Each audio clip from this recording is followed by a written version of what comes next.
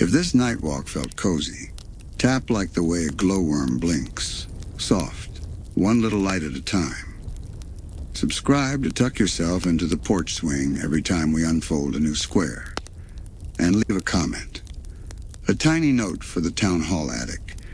Tell us your favorite patch or where we should wander next. Bell on? Think of it as a lantern by the path. On all clear. Okay. Deep breath in. Out. Thanks for being here. Little lights. The porch is quiet. It is the kind of quiet that knows you by name. It puts a hand on your shoulder. It says breathe in. Breathe out. Good. Mabel sits with her knees tucked under a patchwork of colors. The quilt she has been stitching all day, all week, all summer in tiny moments.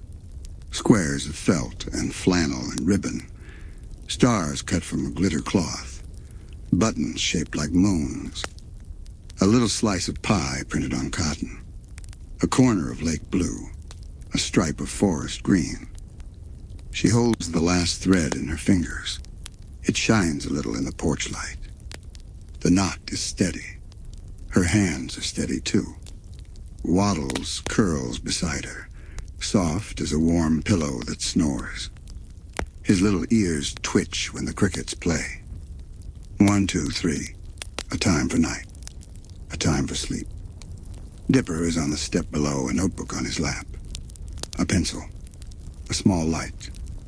He draws the sky as he sees it from here. A map made of dots and careful lines. He writes Polaris. He writes north. He writes home and draws a tiny house with a porch swing and 2 kids and a pig. He adds an arrow pointing to the swing. There we are. The swing creaks once, then settles into a slow sleep sway. Inside the mystery shack, the last lamp clicks off. A hush breathes through rooms that are tired in a good way. Souvenirs get to rest. Registers get to nap. The arcade screens fall into soft screensavers. Pixel shapes drift like fireflies that learned how to take a long yawn.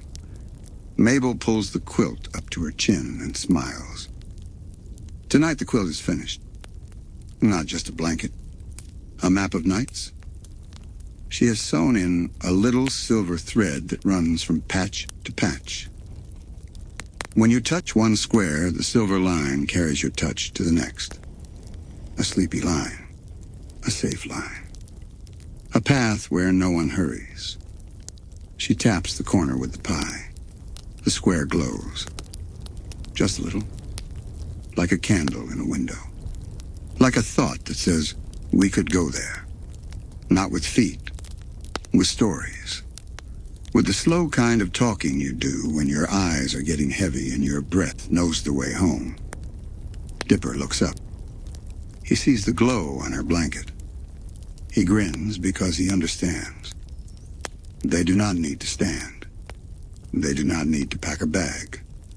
They can travel by voice, by memory, by the gentle magic that lives in places when people are kind and the day is done. Mabel lifts the quilt so Dipper can sit under it too. Waddles shifts and makes room without even waking. The crickets keep time. A soft wind tests the porch screen and decides to behave. Mabel whispers, let's visit our first square. Then she lowers her voice again. Softer. Sleepier. Let's go slow. Let's go safe. Let's go together. She presses her palm to the glowing patch. A tray of milkshakes floats there, drawn in pink thread. A mop in a bucket. A tiny neon heart that says, open, and another tiny one that says, closed with a smile. The square warms under her hand. The porch fades to a low, cozy dark. Not gone. Just waiting. The quilt light grows brighter. We follow the silver stitch. We arrive somewhere gentle.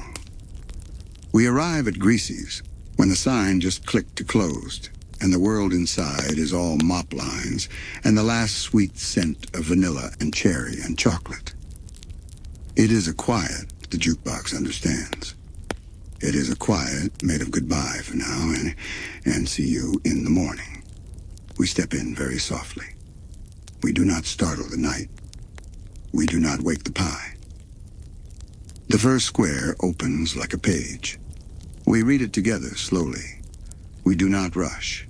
The bell above the door does not ring. It is asleep. The floor is clean and wet in tidy stripes.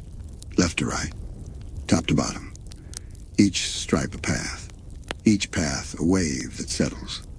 The neon hum outside, painting the windows in soft pink and soft blue. Letters that once shouted, now serving, fall to a whisper. They whisper, tomorrow's fine. We have all the time we need. Booths rest with their red seats shining. One napkin sits folded like a little tent. It looks like it is camping on the table. It is camping in the land of ketchup and mustard and a sugar shaker that dreams in crystals. We let it dream. Behind the counter, a row of milkshake glasses glows faintly. The last shake of the night leaves a ring.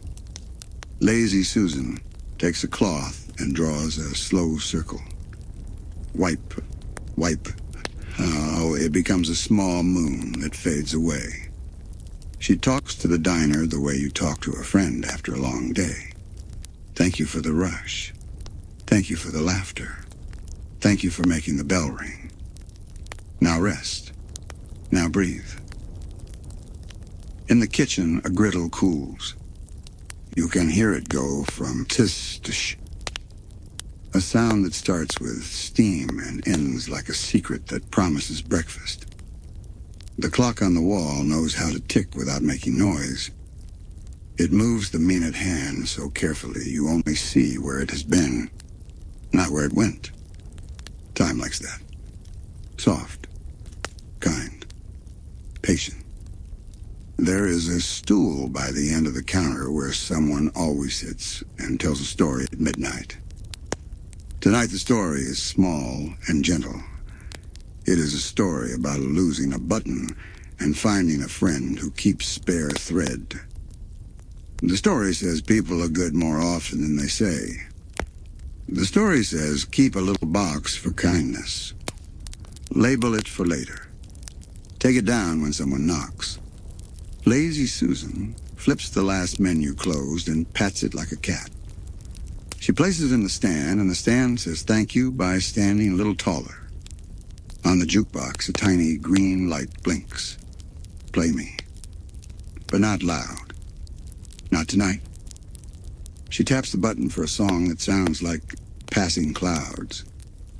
The record spins. The needle rests. A slow guitar walks across the room in socks. It does not wake the forks. A pie waits under glass. Blueberry. The window above it shows 3 stars in a row. They look like sugar dropped on velvet. Lazy Susan writes a note and slides it under the pie plate. It says, for morning you. Morning you will be glad for a sweet hello. We tuck that thought into our pocket. We can use it too. Sus came by an hour ago. He tightened the wobble in table 4. He told the table it was doing great. The table believed him. The screws sighed with relief. Sus wrote tomorrow fix on a box and left it where he would not forget. He never forgets what a thing needs when it is trying its best. Somewhere in a booth, Mabel left a paper heart under the sugar shaker.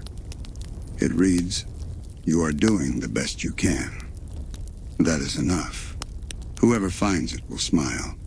Later. Not now. Now is for sleeping. We imagine the last customer who paid an exact change. We imagine the soft thank you that hung in the air after the door closed. We imagine the bell happy to have a night to itself. We imagine the stools telling each other what they heard today. You would not believe the story about the raccoon and the pepper shaker. We will save that for a morning laugh. In the back room, aprons rest on hooks like tired flags. The washing machine waits very still. It knows it will hum tomorrow. It knows that not every job is needed all the time. Tonight is quiet as work. It is keeping the peace. We sit at the end of the counter and do nothing. We count the mop lines. 1, 2, 3. We do not need to finish counting. We stop when our shoulders drop. Lazy Susan goes to the door, checks the lock. She looks through the glass out at Main Street. "All right," she says to the town. "Good night." She turns the sign to closed. The sign does not feel sad. The sign feels useful. It is doing its part to teach the dark how to be kind. She waves a small wave to the empty diner. The kind of wave you give when you know a place will still be a friend tomorrow. Then she steps outside. Her keys jingle like little bells on a soft scarf. Inside, everything holds its breath and then lets it out together. The neon glows a shade dimmer. The jukebox light becomes a wink. The pie dreams of being sliced in 6 careful pieces. We leave the stool as we found it. We leave the napkin tent. We leave the sugar to sparkle on its own. We leave the record to spin down. We do not take anything with us except the quiet we made by listening. Mabel's silver thread brightens at the edge of the booth. The quilt square's glow gathers like a yawn, a deep one, the kind that makes you feel heavier in the best way. We touch the shining stitch. The diner grows small like a friendly nightlight across the street in a town we trust. We can visit it again, anytime. For now, we drift to the next square. The glow follows our hands. We let it lead. Main Street wears its evening like a sweater that fits just right.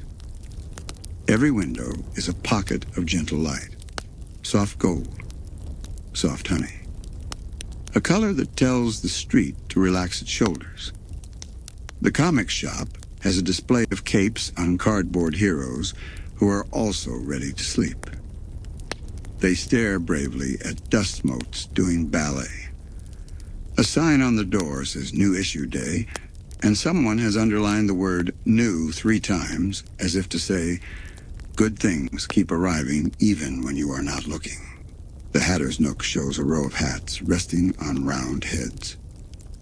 Bowler, beanie, sun hat with a ribbon that curls like a nap. A tiny moth has chosen the brim of a fedora as its theater seat. It is watching the street perform the role of a town that knows how to end the day. A cat curls in a vintage toy shop window, paws tucked, nose in tail. The cat is the boss of the display tonight. It approved the tin robots. It approved the wind-up fish that glints in soft blue. It approved the small sign that reads, "We will be back after dreaming." Across the way, a bakery case holds 2 loaves, saved for morning orders. Steam no longer clouds the glass, but the idea of steam remains. It is enough. You can almost taste crust that crackles like a whisper. Someone has drawn a smiley face in the flour dust on the counter. Mabel leaves a little heart next to it with her finger. A heart in flour feels like a secret handshake with tomorrow. A clock shop ticks. Not loudly. Not all at once. Each clock takes its turn. Tick someone else. Then someone else. They are polite. They let one another finish. Dipper listens to the pattern and writes, "Time is a choir when it is kind." A barber pole sleeps standing up. Red and white and blue slumber in the glass. In the mirror inside, a chair waits like a throne for regular people. It likes the feeling of capes and chatter. It likes the hush, too. Both are part of its job. A thrift store wears its cardigans on hangers that do not squeak. If you press your face to the glass, you can read the past on the stitches. You can hear old buttons happy to be useful again. You can see a sweater with a patch shaped like a cloud. It would keep you warm in a drizzle. It would keep your heart warm now. Street lamps make little circles on the sidewalk. Each circle is a tiny room. You can step from room to room. You can let the light put its hand in yours for one pace and then another. Between the circles, the dark is not empty. It is a blanket. It covers the day. It tells the day, you did well. Rest. In the upstairs window above the stationery store, a teenager sits at a desk. They write in a notebook. They write something honest and brave and quiet. They stop, look out at the street, and see us not as strangers, but as fellow travelers, being very soft on the pavement. They smile. Then they go back to writing. A small lamp shields them. The pages turn. The night nods. Tambry's skylight is a little farther down. You can catch it if you stand where the crosswalk lines meet. Her laptop screen glows at a low setting. Her headphones hang on one ear. She edits photos of French fries and friends leaning on a railing. She puts them in order by feeling, not by time. She's making a collage that says, "This day was kind to us." A moth touches the glass, and she takes a picture of the moment a wing is the same shape as a crescent moon. She adds a caption, "Soft meteor." She laughs through her nose and saves the file. The police car does its quiet roll. Blubbs drives with one hand. Derland holds a thermos that smells like cocoa and cinnamon. They look at the storefronts as if each one is a friend's house and they want to be sure the friend is sleeping safe. "All clear," says Blubbs in a voice like a blanket. Derland nods and writes it down. All clear is their favorite phrase.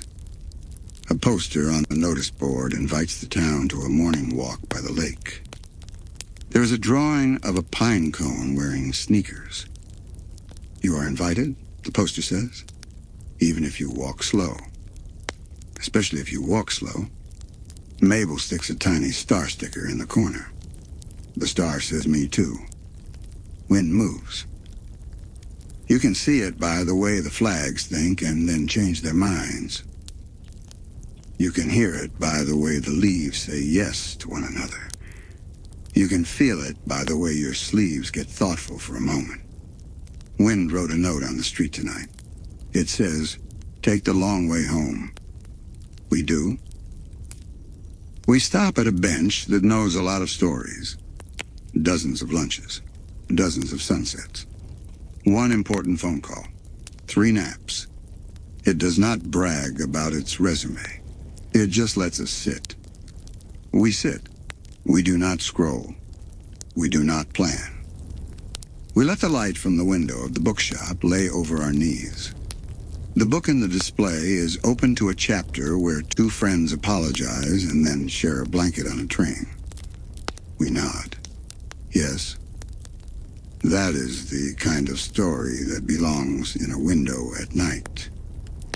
Dipper holds up his notebook and compares constellations in the glass to constellations in the sky above the street. He writes a small equation. Street stars plus sky stars equals double safety. Mabel writes a smaller one. 2 stars plus a heart equals a smile that lasts till morning. Both are correct. A street cleaner hums from far away. Not loud, almost like a bee that learned to sing. It will pass later. For now, the hum is the promise that things will be tidy when dawn lifts its head. We look at each door handle and do not touch. We wish each one good night. We wish the shop cats and shop clocks and shop stools and shop rooms good night. We wish the posters and the benches and the tiny lights and the tiny lamps good night too. We wish the people who live above the shops good dreams. May their covers stay put. May their rooms remember how to glow just enough. Mabel taps the quilt where the Main Street square sits. It shines like a row of windows seen from across the road. The glow makes a path from store to store. Then it fades to the silver thread again. We follow it as if it knows every corner. Because it does. The square closes like a book that has given you the exact page you needed. We are not sad to leave. We carry the light in our sleeves. We carry the clocks in our breath. Slow, polite, together. A new patch warms the palm. Wood grain sewn in brown. A small lantern button. A triangle of canvas. The smell arrives before the picture does. Clean pine. Quiet resin. The day's work already set down. We step through. There is a sawmill just beyond the bend where the road pretends to forget you, then remembers, and leads you right to the big doors. Tonight those doors are pulled mostly closed. Not tight. Just enough to say the day is finished, and the night is in charge. Inside, belts hang quiet on their wheels. They look like rivers that got tired and decided to be paths. Sawdust has settled like a warm blanket over everything that worked hard. When you breathe, you taste trees and sunshine and a little bit of glue. It is the taste of doing a job well and then turning out the light. Planks stacked like giant books waiting to be read in the morning. Oak volumes, cedar stories, pine poems. Each one holds rings of years that know how to be patient. Years that learn to stand still and lift birds and shade picnics. Now they wait for a new purpose that will also be useful and kind. Wendy clicks off a lantern and smiles at the emptiness, the way a lifeguard smiles at a pool after closing. Good laps today, she says to the air. She pulls her hair into a loose knot and tucks a pine cone into her pocket. The cone is sticky with a little resin that smells like sap and summer. It will make her fingers shine for a minute. She rubs them together and then wipes them on her jeans. A secret badge for people who know how to lock up a place with love. Tools rest where they should. A hammer sleeps with its head on a rag. A tape measure curls into itself like a shy snake under a bench. Pencils nap behind ears of hooks that hold aprons that hold dreams of lunch breaks under shade. No one will move them until morning. They have earned their stillness. The big saw keeps its teeth under canvas. Not because they are scary, because they are tired. The canvas is a bedtime story that says, once upon a time there was a circle of metal that loved straight lines. The saw sighs. You can hear it if you stand very still and listen with the respectful part of your heart. Shh. There it is. A fan spins high above, as slow as the moon. Every turn is a turn you can count if you want to. You do not have to. You can let it count for you. You can let it move the air like someone waving a large leaf at a picnic, so the ants take a different route. A clipboard lies on a stool. There is a list with check marks. There are initials in the pencil. Every check mark is a little square that says, I did this. You did this. We did this. Together. We love lists that turn into calm because everything that needed hands got hands. At the far door, a rectangle of night stands like a painting, black and soft. You could hang it on a wall and call it Evening in Pine. Wendy stops in the doorway. She looks at the mill one last time. She smiles again. She likes places that know how to be loud and then know how to be quiet. Both are true. Both are strong. She pulls a chain. One more lamp goes dark. Dust in the light becomes dust in the dark. It is still beautiful. It does not need us to see it to be real. It is happy to float and then land wherever night asks it to. Outside, grass leans and nods to the wind that came down from the lookout point. It brings news from Main Street. It says the cat in the toy window has won the award for sleepiest citizen. The frogs by the river have tuned up but will not start the concert yet. They are waiting for the conductor stars. Wendy locks the side door. The key turns like a yawn. She pockets it with the pine cone. Two small things that feel round and right. She picks up a lantern that is only needed to finish the walk to the truck. The flame inside makes her freckles glow. She reaches the gravel. She glances back. She lifts the lantern a tiny bit. "Good night, you big wooden book," she says. "See you tomorrow when the pages turn again." She climbs into the truck and sets the lantern between the seats. The radio's quiet. Not broken, just quiet. She likes to hear the trees at this hour. She drives away slow so she does not startle the rabbits. Her taillights make their own constellation that fades at the bend. We stand by the door that is almost closed. We are very small. We are not in a hurry. We breathe in sawdust and safety. We breathe out everything we do not need to carry anymore tonight. No shoulds. No lists. No worries that do not belong to us. Only the soft feeling of a place at rest.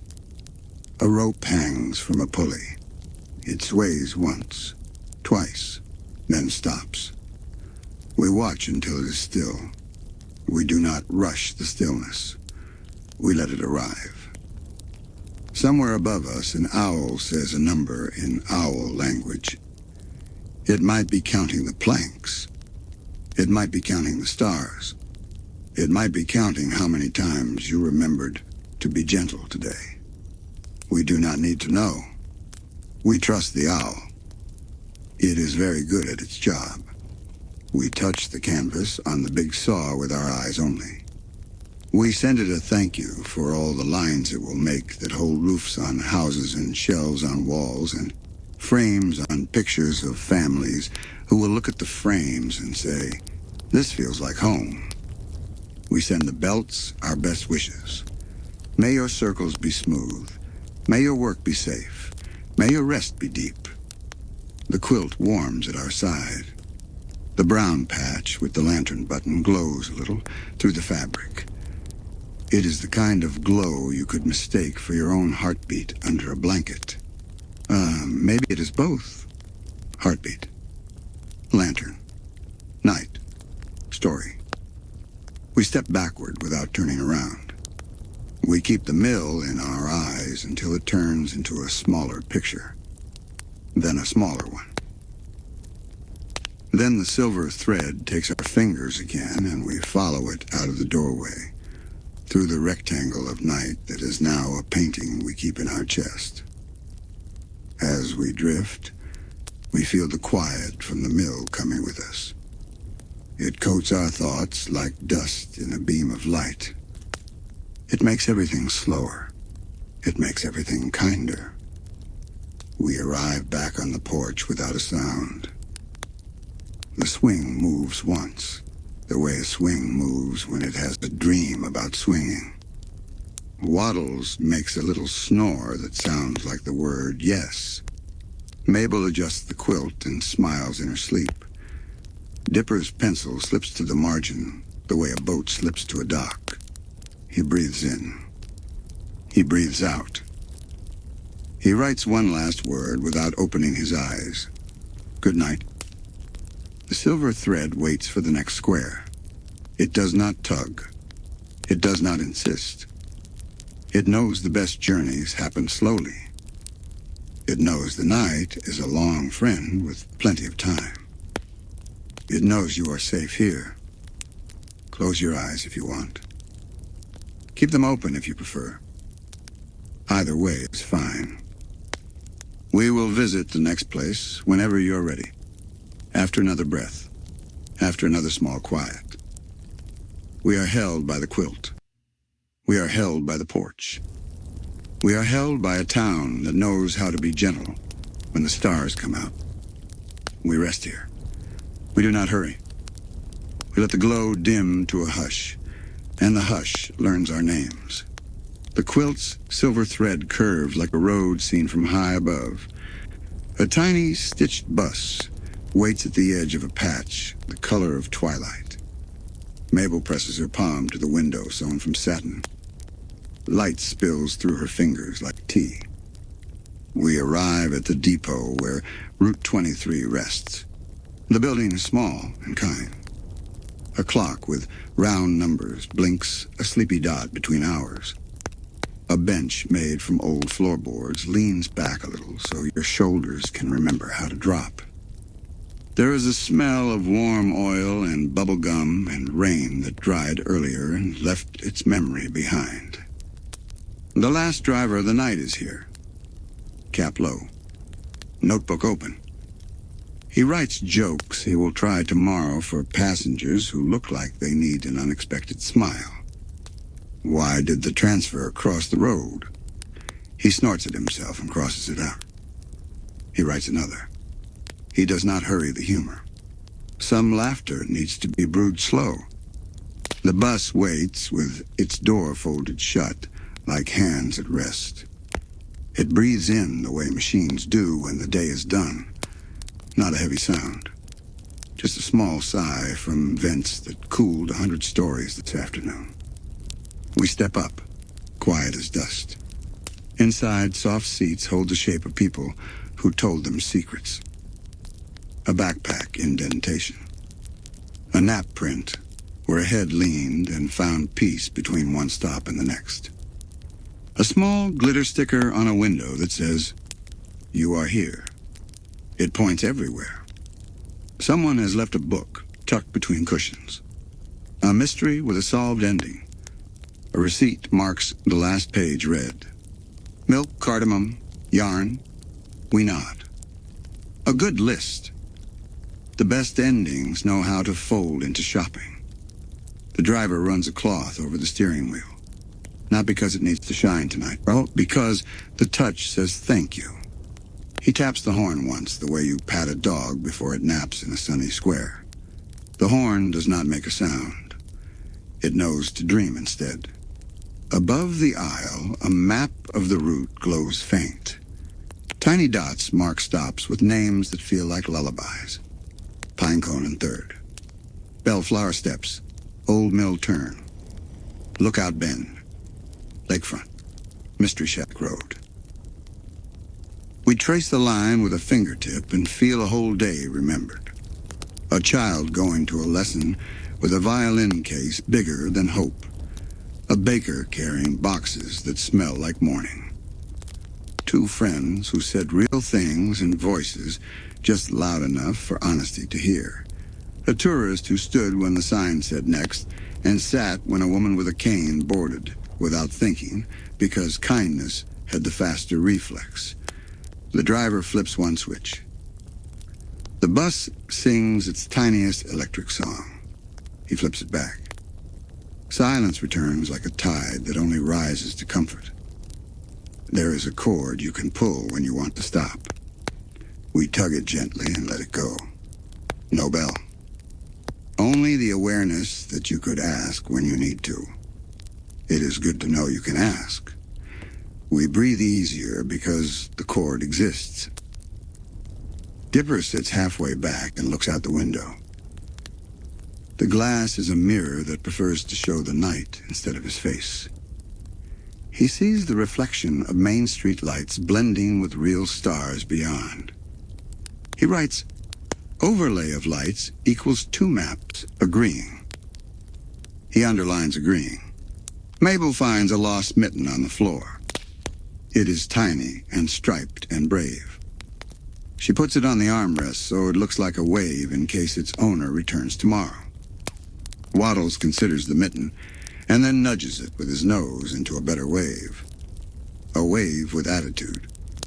We all approve. From the depot office, a kettle whispers. Steam lifts like a thought that learned to float.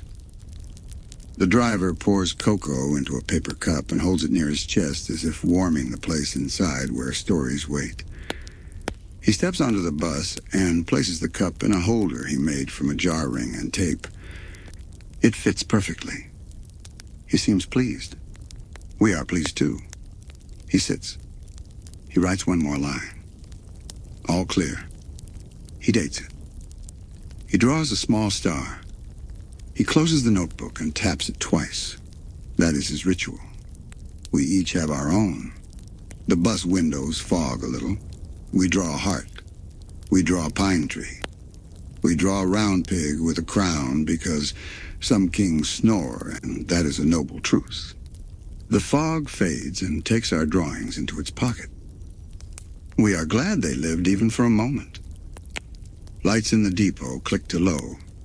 The driver stands, stretches, checks the door with a gentle push. The bus answers with a soft seal. The driver pats the chrome where a nameplate would be if buses needed names. Maybe they do. Maybe this one is called Bring You Home. We think so. Outside, the night is not cold. It is the temperature of a good blanket. Crickets exchange messages between tire tracks. A moth performs loops in the cone of a lamp and then decides it has proven its point and rests. We step down the stairs without waking them. We thank the bus with our eyes. We thank the driver with our quiet and our smiles. He tips his cap in a way that blesses the sidewalk. Mabel touches the patch. The tiny satin windows dim to a hush. The silver rote line twinkles once and then settles. We follow that thread to higher ground. The path climbs in a patient curve. Grass leans with us and then against us and then with us again. It knows how to offer balance without making a big deal about it. We do not rush. Our feet listen to the hill. The hill tells them where to go. We reach the wooden railing at the top. It is worn smooth by hands that said wow with their fingers. We add our palms to the long story of touch and gratitude. Below, Gravity Falls glows in little islands. Street lamps. On porches. An open window where somebody forgot the world and remembered a song. The town is a constellation. It tells a legend about close friends and honest work and pies you save for morning you. Wind arrives with a folded map. It spreads the map across our skin. Not paper. Temperature and direction and scent. Pine from the old grove. Water from the river. A faint hint of a diner where blueberry dreams under glass. We read the map with our cheeks. We understand it with our shoulders. We translate it into calm. Dipper ties 3 ribbon markers onto the railing. Red for east. Blue for where the river catches moonlight first. Green for the direction of the mill that sleeps with honor. The ribbons lift and drop. Lift and drop? They write poems with the air. Dipper notes the cadence. He is learning to read wind like a friend who writes in longhand. Mabel pulls a small spiral of paper from her pocket. She writes a thank you to whoever invented railings and small clearings at the top of hills. She tucks the note into a knot in the wood. The knot accepts it with a creak that sounds like an old storyteller clearing his throat before delivering the last and best chapter. We lean on the rail together. Our elbows find their exact spots, the kind you do not have to look for. They arrive like a memory you did not know you still had. An owl sails by without touching the air. It is a boat that forgot water and remembered grace. It does not hunt tonight. Tonight it audits the sky for balance. It approves. A small sign warns about loose stones beyond the path. We read it and smile because care is also a kind of welcome. We wave to caution and promise to walk the way we would in a museum that trusted us with priceless things. Because this is that. We look for the North Star. There. Dipper's finger points. Mabel's finger joins. Waddles points with a snort that could be a compass if you have the right dictionary. We draw a triangle of sightlines. It holds. Triangles are strong even when they are made of breath. Below, a single train car rolls the long curve to the edge of town. Its windows blink in sequence like someone gently closing a book across a row of seats. We imagine the conductor whispering, "Good night, good night, good night," like a spell for safety. On the far ridge, the trees lean together and make a dark cathedral for deer to feel brave and for foxes to practice polite silence. We hear none of it. The hearing part of us rests. The knowing part of us knows. We talk without talking. Words would arrive if we asked them to. They wait patiently in a pocket. We keep the pocket buttoned. We let the wind speak instead. It says, "You are smaller than the hill and bigger than your worries." It repeats itself until we believe it. Dipper takes out the star wheel. He spins to set the date. The cardboard clicks in a way that suggests purpose. He holds it up. The wheel and the sky agree. Agreement is the opposite of hurry. We lean deeper into it. Mabel places a sticker on the inside rail where only people who come close will see. It is a tiny pastel pine tree hugging a tiny pastel moon. If you find it one day and smile, that smile will be part of tonight. Time loops that way for people who share small kindnesses on wood.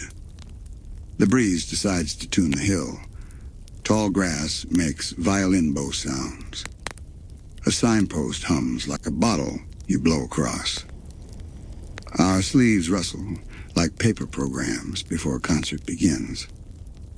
We applaud quietly by closing our eyes. Sound likes that kind of clap, too. The town shifts a little. A porch light clicks off. A bedroom light clicks on and then off again. A dog not far away sighs like a poet who has used the last good line for the day. We collect these tiny movements and place them in a jar labeled "Reasons You Can Sleep." We watch until looking becomes resting. We breathe until breath becomes place. When we are ready, we touch the stitched ribbon on the quilt patch. The wind folds its map. Satisfied, we learn the ways between here and home. We follow the silver thread down the hill, but not all at once. We stop halfway where a stone remembers sun. We sit. We stand. We continue. The night has no schedule for us. We keep none for it. At the bottom of the hill, the path leans toward water. The patch in Mabel's lap changes under our hand from the felt of wind to the cool satin of dark blue. The lake is a mirror with a secret. It reflects the sky so kindly, the stars blush and pretend not to like attention. But it also keeps a little of every face that leaned over it today. Not to store, to bless. Wooden steps run from the old boathouse to the dock like a small staircase that forgot it was supposed to be straight and decided curves are friendlier.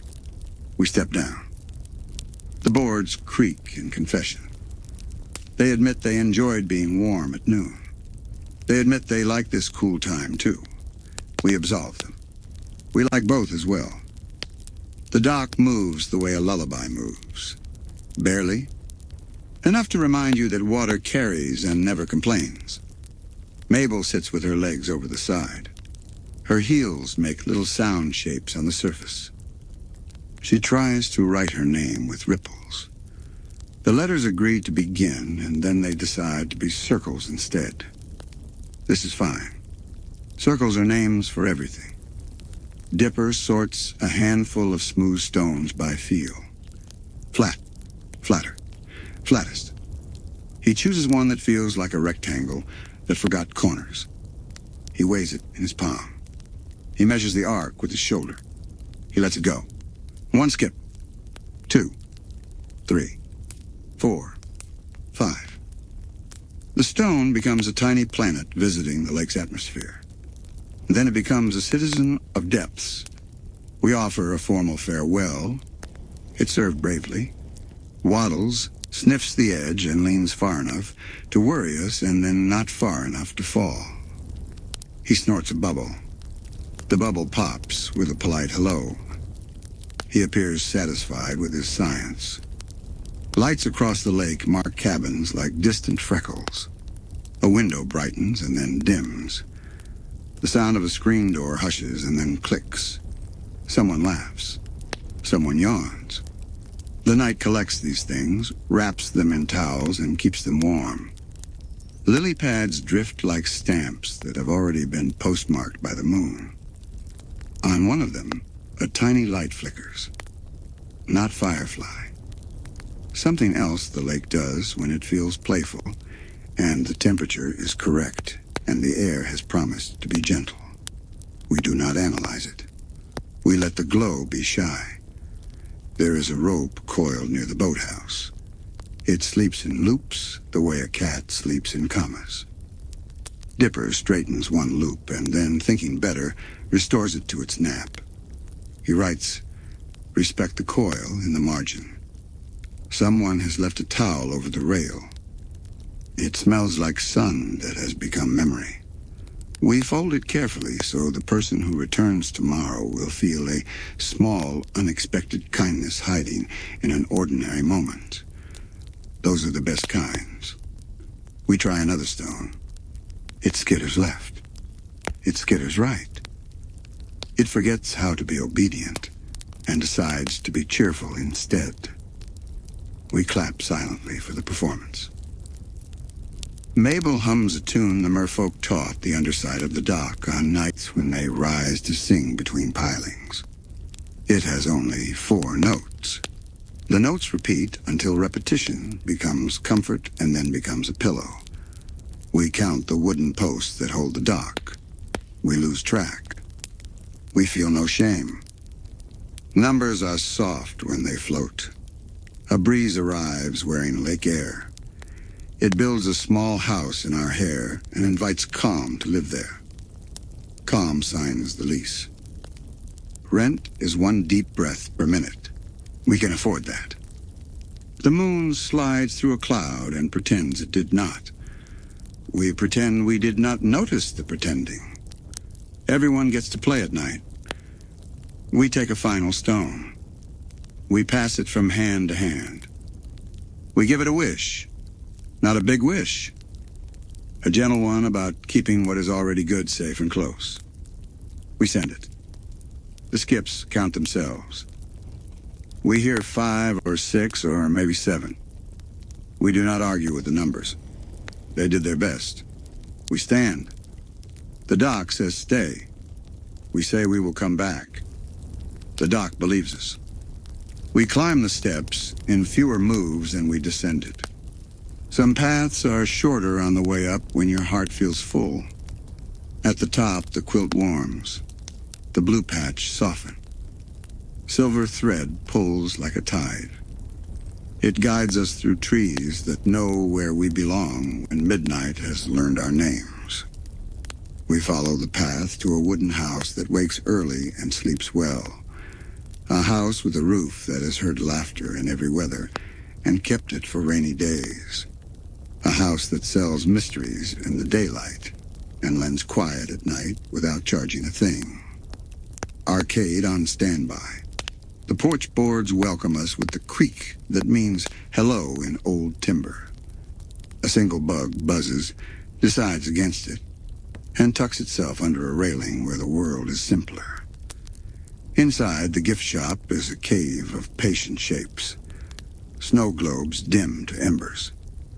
Bigfoot plushes lean at angles that encourage snoring. A rack of shirts breathes as one. Stan's office lamp clicks off in the back. His mug sits in a circle of its own making. The coffee inside is a fossilized sunset. He left a sticky note on the register that says, "Trust Morning." It is his version of poetry. We admire it. Suze is here with a toolbox the color of a tomato. He kneels by the pinball machine. The machine displays floating stars on its sleep screen. Pixel lanterns drift on pixel water. Suze whispers, "You did good numbers today, buddy." He tightens one screw and loosens another with the wisdom of a mechanic who knows comfort sometimes needs a little give. He pats the glass. The stars bob in agreement. In the corner, the claw machine hums like a refrigerator that learned to keep secrets. A plush raccoon presses its face to the plexiglass in a practice run for tomorrow's adoption. We salute. It salutes back. Perhaps. The prize counter sits with dignified patience. Tickets from earlier are stacked like autumn leaves, each one a small history of aim and chance and laughter that goes up instead of out. A bracelet kit glitters with low ambition. It hopes for a wrist.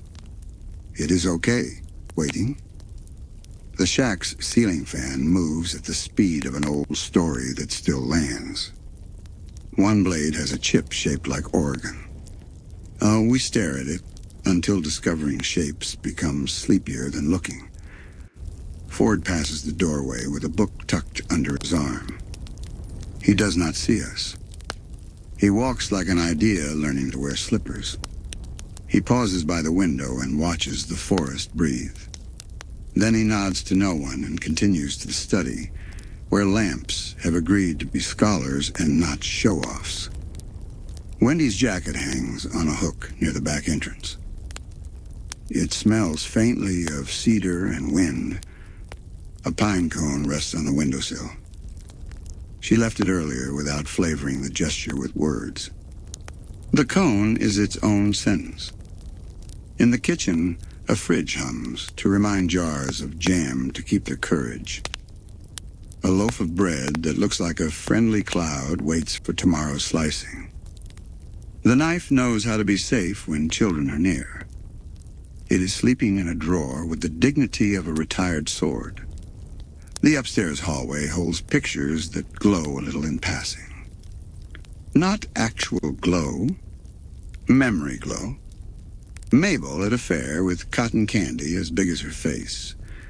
Dipper holding a paper star map upside down and laughing because he knew it and did it anyway. Stan and Ford younger than their worries.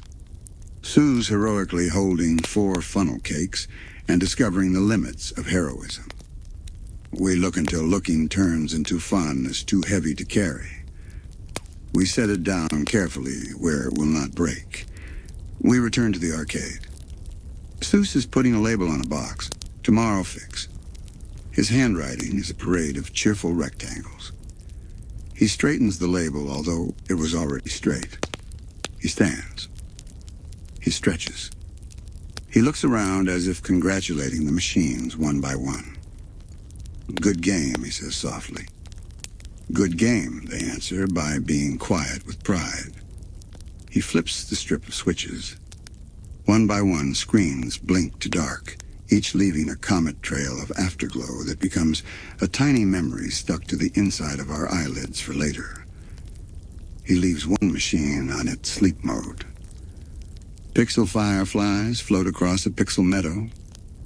He smiles at it the way you smile at a nightlight you have decided to keep even though you are too old by any chart to need one. Seuss turns to go. He stops and looks up. He says, "Night ceiling. Night floor. Night little things." He does not explain who the little things are. He does not need to. He leaves. The door clicks in a way that seals and blesses at the same time. We stand among the quiet shapes. Shelves full of oddities exhale, relieved to be interesting tomorrow instead of now. A jar labeled perfectly normal pebble is proud of its honesty. A display of postcards thinks about distance and decides it is only another word for patience. At the window, the forest is a mass of careful shadows. Between two trunks, a thin line of sky holds a single star like a bead on a string. We thread it with our eyes, then let it go so someone else can wear it later. We lower ourselves onto the carpet that has learned how to forgive every spill. Our hands find the nap that changes direction.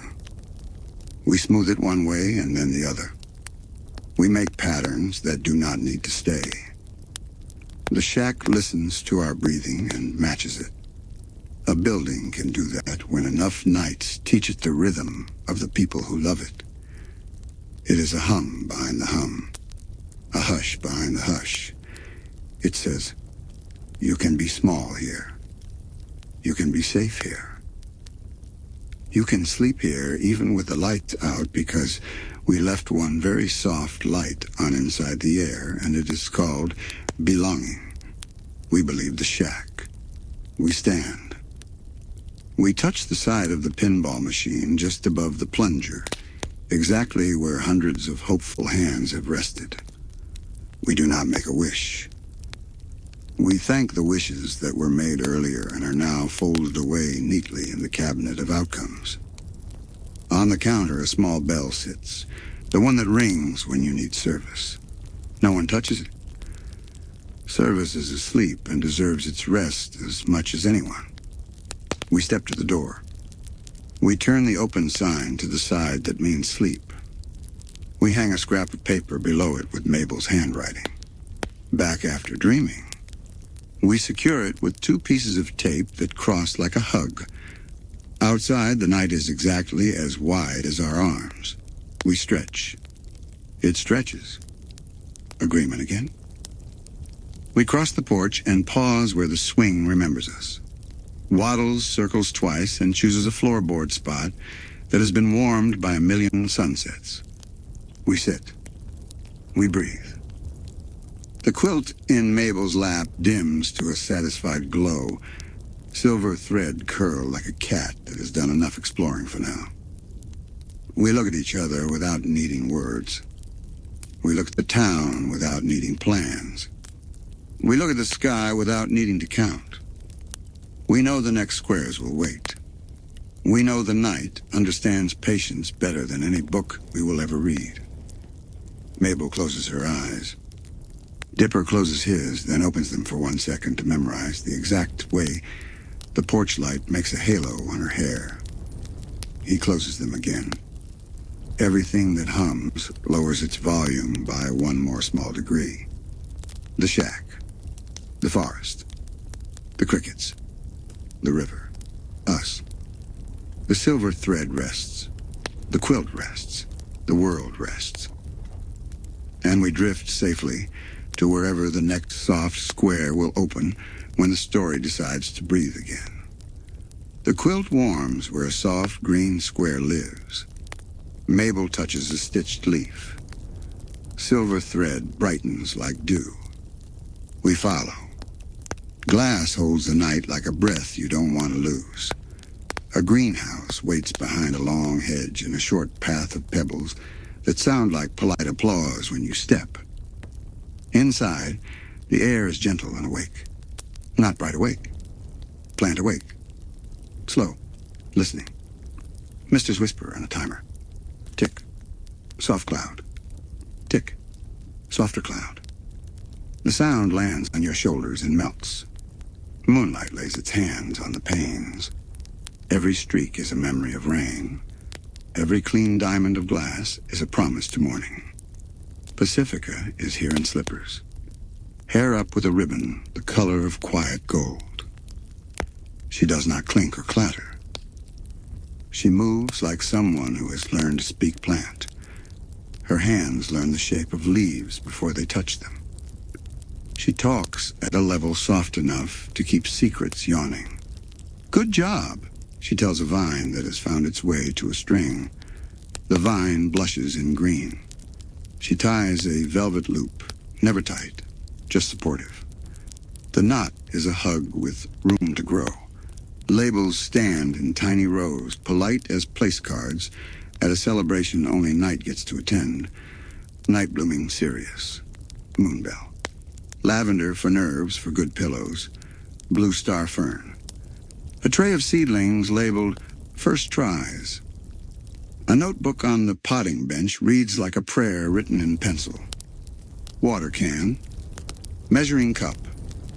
Clean cloth folded like a nap. She opens the notebook.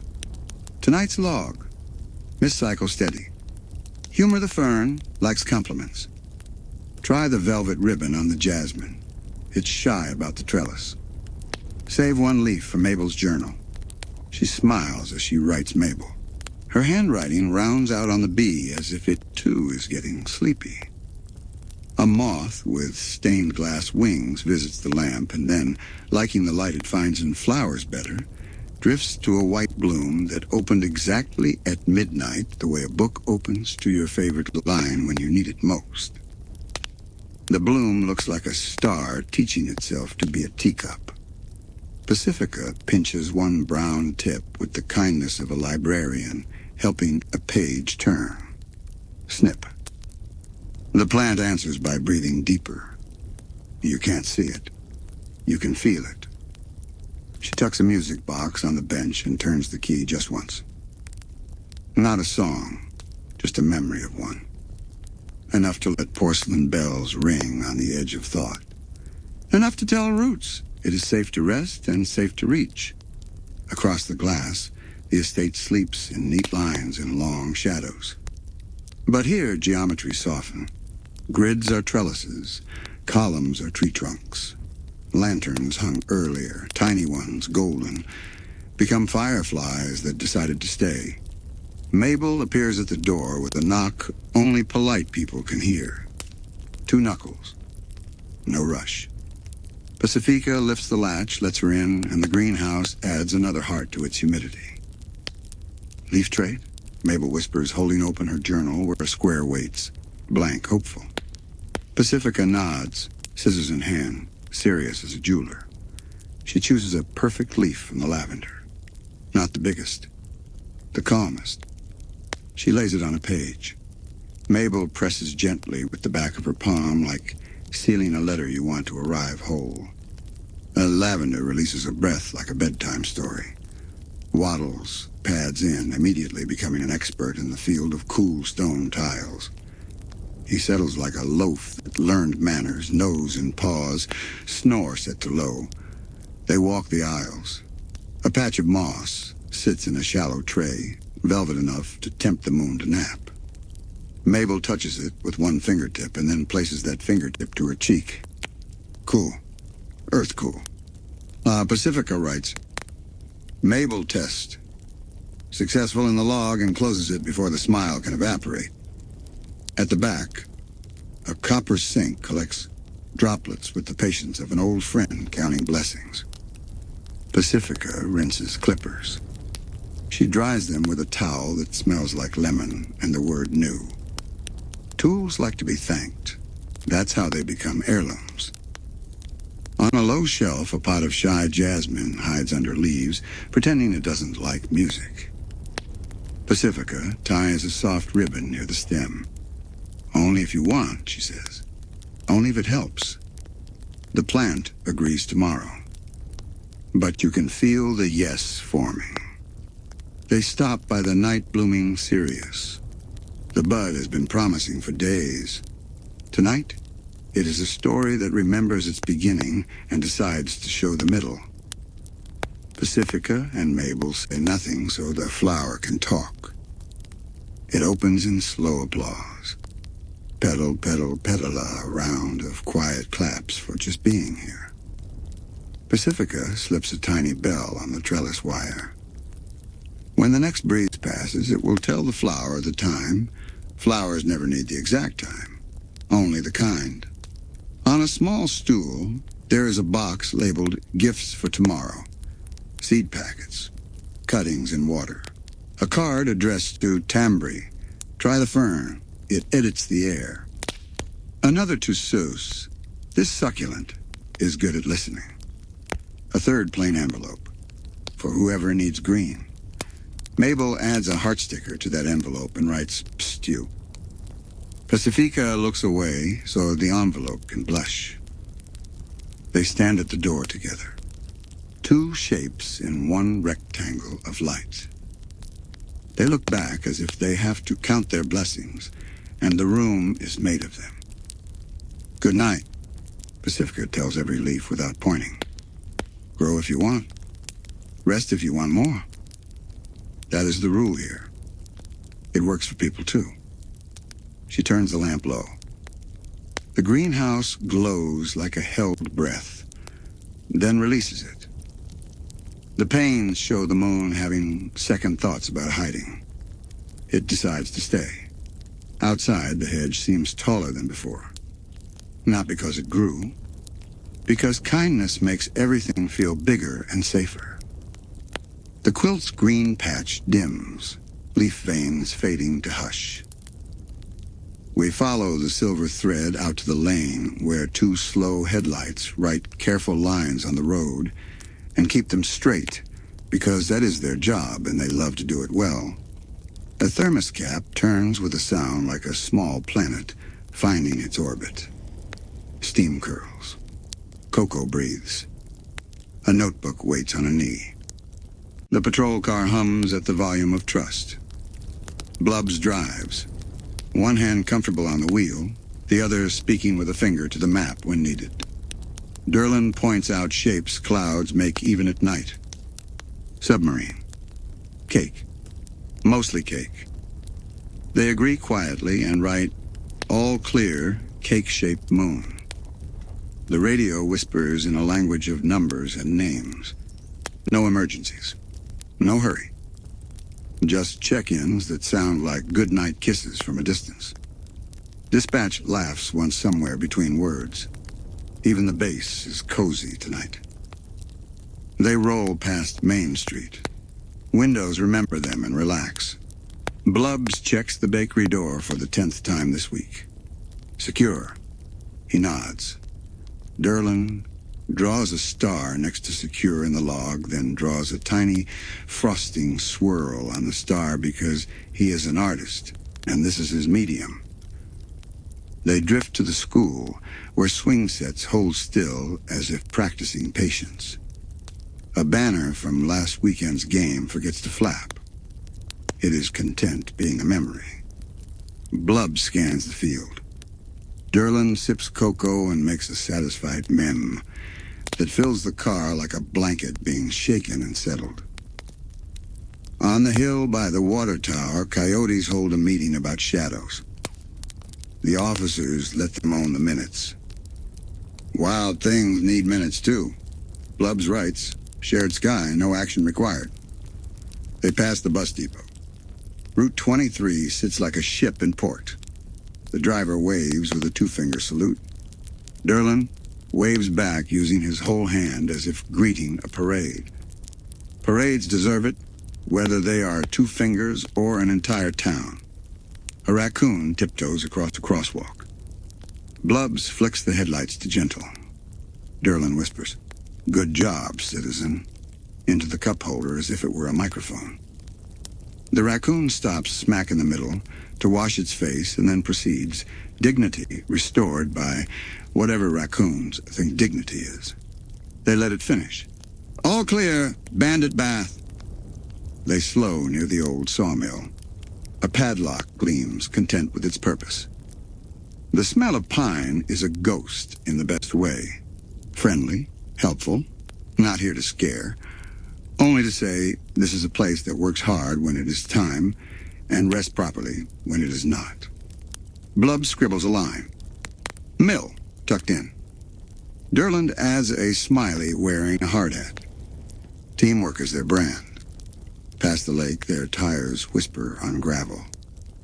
Cabins make constellations without knowing astronomy at all. A porch light blinks twice and stays off. A dog barks once and stops, as if remembering tomorrow is a better time for opinions. The water returns the moon with interest. Blubbs cracks the window. Cold air enters with good posture. You can taste wood smoke 5 houses away. You can hear, faintly, a banjo learning how to be a lullaby. They write, "Soundtrack approved." At the overlook, they pull over and let the town be seen. They don't talk for a whole minute and a half. That is their longest tradition. They never break it. Silence is part of patrol. If you watch long enough, problems tell you they are fine. Most nights they really are. Derland opens a glove compartment and reveals emergency kindness supplies. Bandages, granola bars, a crayon set for statements or stress, a folded paper crown for any kid who needs to feel like the bravest person in the room. He checks the count. He adds one sticker sheet labeled, "You did great." Blubbs nods. Inventory matters. They drive again. Past the radio tower where red lights blink like slow heartbeats. Past the edge of town where the sign says, "You're leaving Gravity Falls," and someone years ago wrote, "Take a snack," in neat Sharpie. The officers never erase it. They carry extra granola bars because of that sentence. The road narrows. The forest leans closer, not menacing, curious. Headlights brush bark and let go. An owl crosses the beam like a thought, deciding, then not deciding, then choosing the right branch after all. Blubb sips. Derland refills. They clink thermos and cap. Cheers in the language of staying awake for the sake of others. They talk in low voices about the day. The joke Blubbs told that landed with Mrs. Ramirez at the crosswalk. The cat. Derland rescued from a very short tree, and how it looked disappointed the drama ended so fast. A promise to check on old man McGucket in the morning, even though he's fine. Banjo at optimal volume. Derland writes op volume. Blubb circles it twice. Professionalism. A shooting star burns quietly so as not to wake anyone. They catch it on the edge of their attention and do not make a wish because it feels like asking a friend who already gave you a ride to also carry your bags. They say thank you, though. Stars like manners. At the final loop, they park where the view is best and write the line they both love most. All clear. Derland adds, "Very?" Blubbs adds, "Sleep safe, everybody." They sit another minute. 2, 3. Time is a pawn when you do this right. Then they turn the car softly. The tires choose quiet gravel. Headlights draw one more careful line. On the quilt, the silver embroidery of a patrol route dims from bright to ember. The little stitched badge winks once, then rests.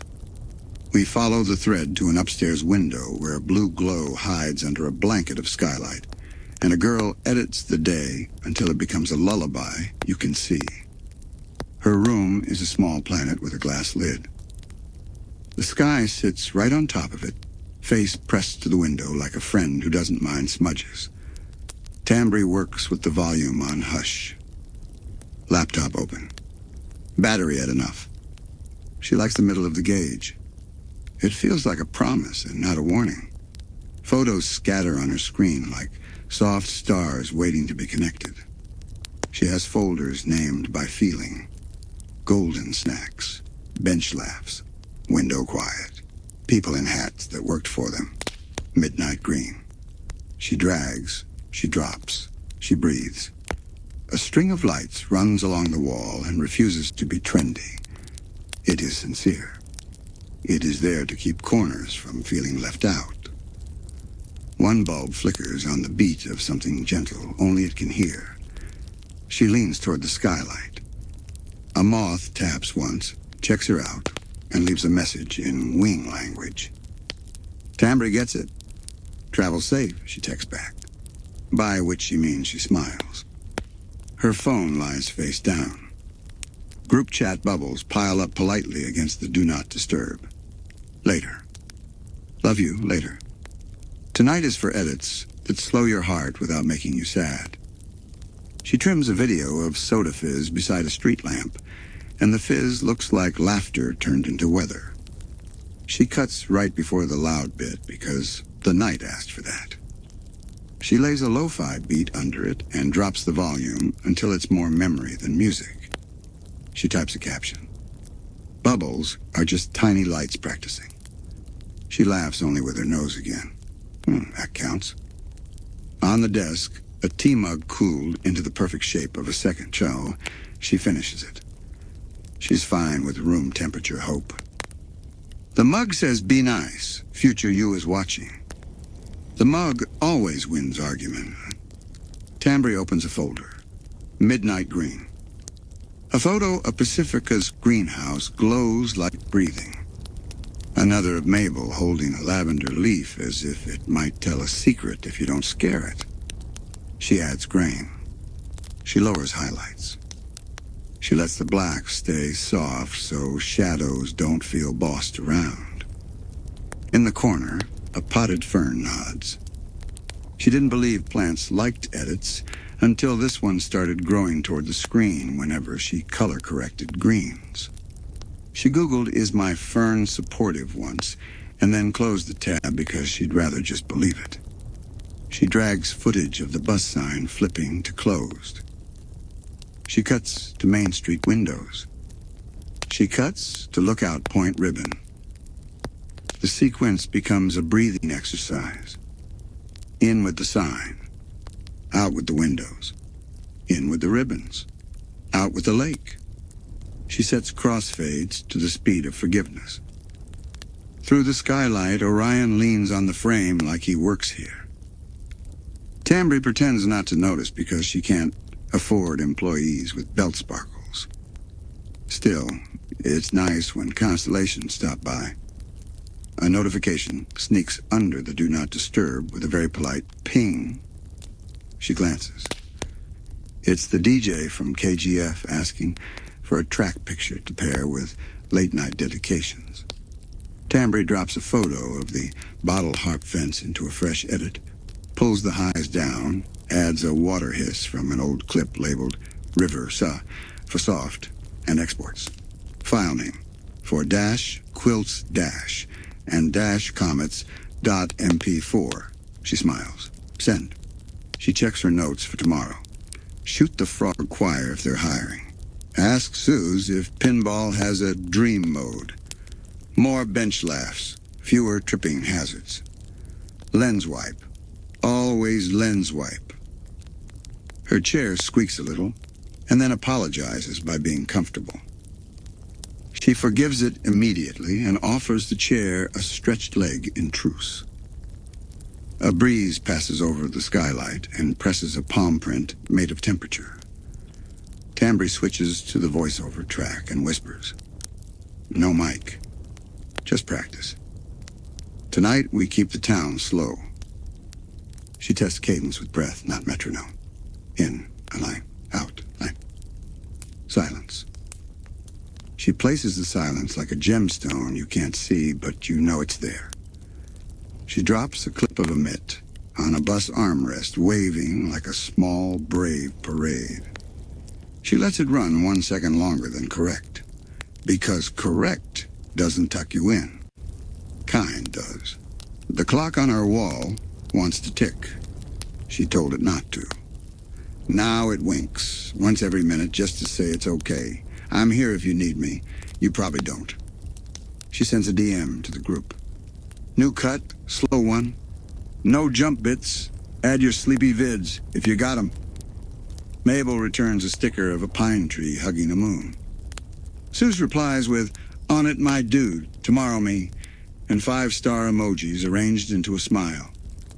Pacifica heart reacts, the greenhouse frame without commentary, which is commentary. Tambry pulls a hoodie over her, hood up, headphones on. No music. She likes the pretend of it. It tells thoughts to line up and wait for their turn. She exports. The bar fills at the pace of evening fog. She watches the blue inch along like a snail that knows where home is. When it completes, she doesn't cheer. She saves. Twice. A third time in a folder named Just in Case, because grown-up is a synonym for triple save. She opens the skylight 2 fingers wide. The room exhales. Crickets audition for a lullaby, and all of them get the part. Tambry records 10 seconds of nothing. Later, she will drop it under a montage and call it texture. Tonight, she lets it be everything. She lies back on the rug, phone face down still, laptop humming like a cat that keeps its opinions about typos private. Through the glass, the moon makes an emoji with the chimney. She does not screenshot. She just keeps it. When her eyes close, the cursor blinks once more and then decides to nap too. The fern approves. The lights dim on their own, or maybe on hers. On the quilt, a tiny stitched skylight dims from pixel blue to thread blue. The silver thread runs toward water again, where banjo harmonics dress the air and boat ropes learn to belly breathe in time. The path finds the lake the way a tired person finds the good part of the couch without looking. Boats bump gently. Posts lean like old men sharing a joke they tell every night and still laugh at. A porch light, small as a friendly coin, marks a workshop that is done for the day. Inside, tools rest in their chalk outlines as if they've returned to camp before lights out. The door stands open exactly the width of a welcome. McGucket sits on an overturned milk crate. Banjo on knee. Boots braced on stacked planks. He is tuned to the key of crickets. He plucks once, twice. The lake answers without strings. His hat knows the shape of his head like a promise. His beard tells more stories than the town notice board, but tonight it keeps them to itself. He hums. He hums again. Every second hum is the harmony. Wind fills in the rest. A glass jar of bolts shines under the porch light like constellations that decided to be useful. A screwdriver dreams of summer projects. Pegboard holds still, proud of being a good wall. A rag soaks in a bucket. The day's last grease turning into tomorrow's clean. On a stump sits a notebook with diagrams arranged like treasure maps. Arrows. Measurements. Little boxes labeled maybe. He taps the banjo head with a pencil. Talk. He nods. Sometimes the best idea is a rhythm and a chair. Across the water, frogs begin on page 1 of a songbook called Evening. They sing in groups of 3. They leave space for the banjo to turn pages. A fish surfaces exactly when a soft chord lands and makes a circle that says amen. He plays a tune from memory, and the memory brightens like a porch bulb when you touch the chain. It is a lullaby for boats. It keeps them from dreaming about storms. It reminds them of ropes and knots and the way docks hold hands. Between verses, he looks at a small clock with a crack and decides time is doing fine without his help. He sets it face down so it can rest too. A gull makes a single note, then apologizes by sitting. McGucket nods, forgives it, and plays a chord that sounds like second chances you don't have to earn. He tries a new progression and gets 3 notes in. He stops. He laughs softly. Not yet, he tells the banjo, and the banjo's relieved. New things need mornings. Nights are for the reliable favorites. He sips from a mug he carved a handle for when the original broke. The handle fits better than the first ever did. There's a lesson there. He doesn't write it down. He plays it instead. Waddles appears on the dock as if the map of the night had a pig-shaped stamp. He sits. He listens. McGucket nods to his audience, changes to a key pigs like C, obviously, and adds a walking bass that goes nowhere on purpose and has a wonderful time doing it. The river joins the lake with a whisper of things it saw upstream.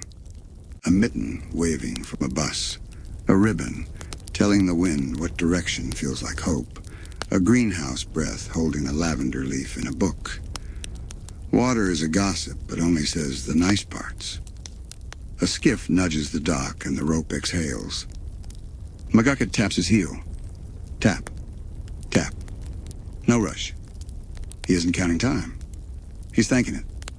Behind him, the workshop wall holds a row of handmade chimes from spoons bent just right. They ring when the air tells them a story about distance. Tonight the story is short and sweet. You are here. Good job. He lowers the banjo to his lap.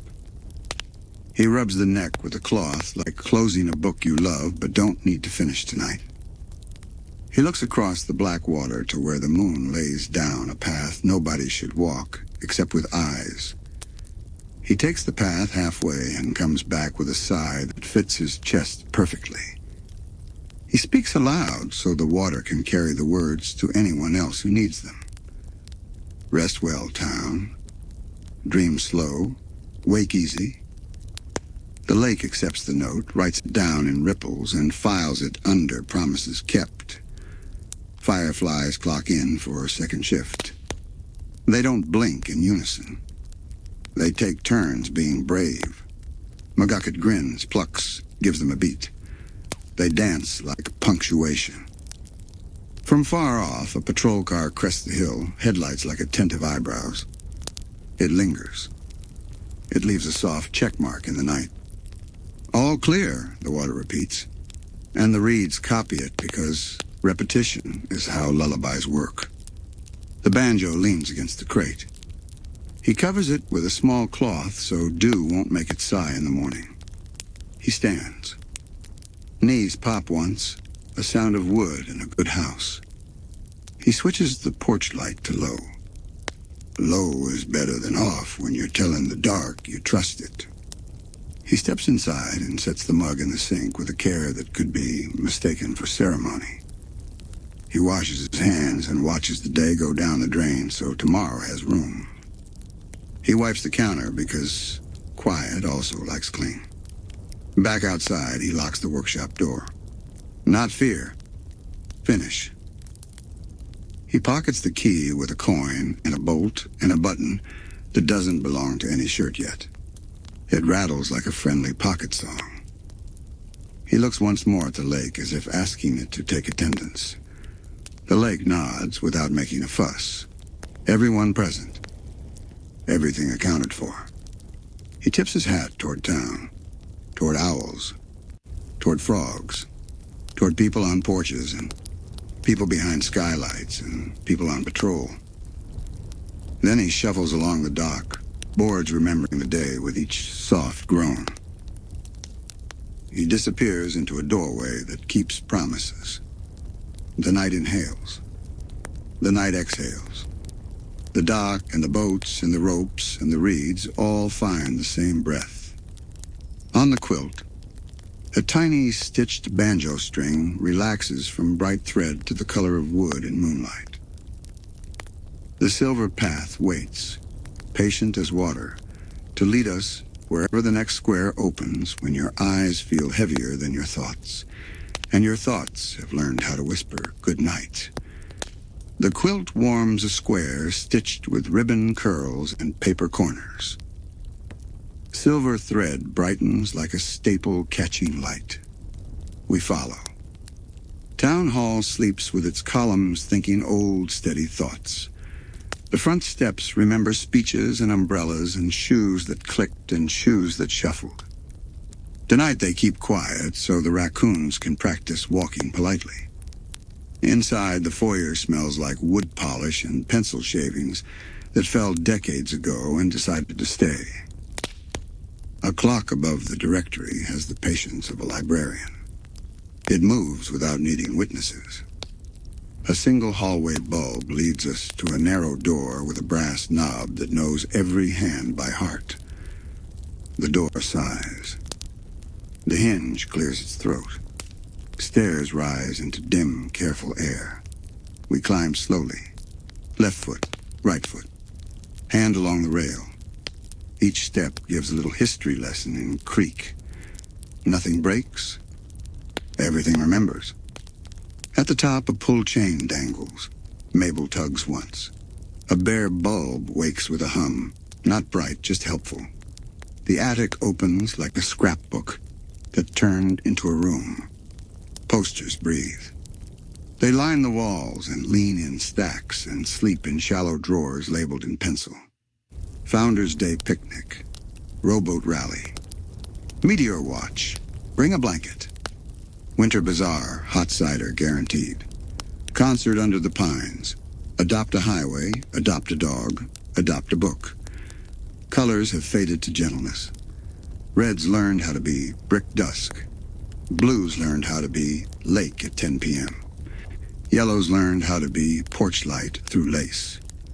Ribbons hang from nails like commas in the sentence of a town. Best pie. Most improved float. Citizen who helped quietly. A trophy shaped like a pine cone smiles with dust. Dipper kneels by a drawer and slides it open with 2 hands, careful as a museum volunteer. Inside. Maps of parade routes drawn in marker that has begun to dream.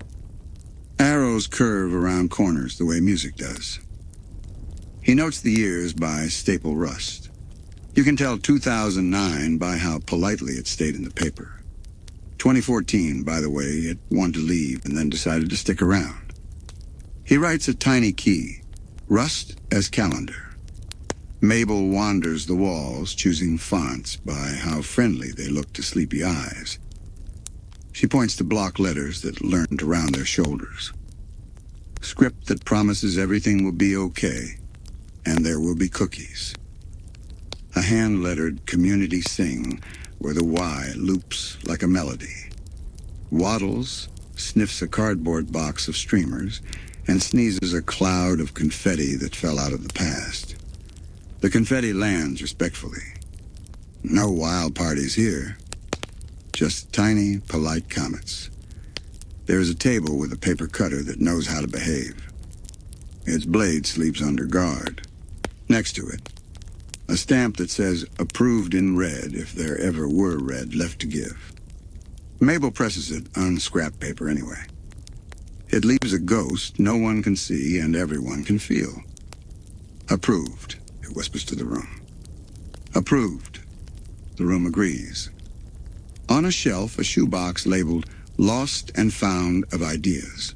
Inside, a baggie of unused balloon strings, a paperclip chain, 3 raffle tickets that never got called and feel fine about it, a list of theme suggestions and a dozen handwritings. Glow night.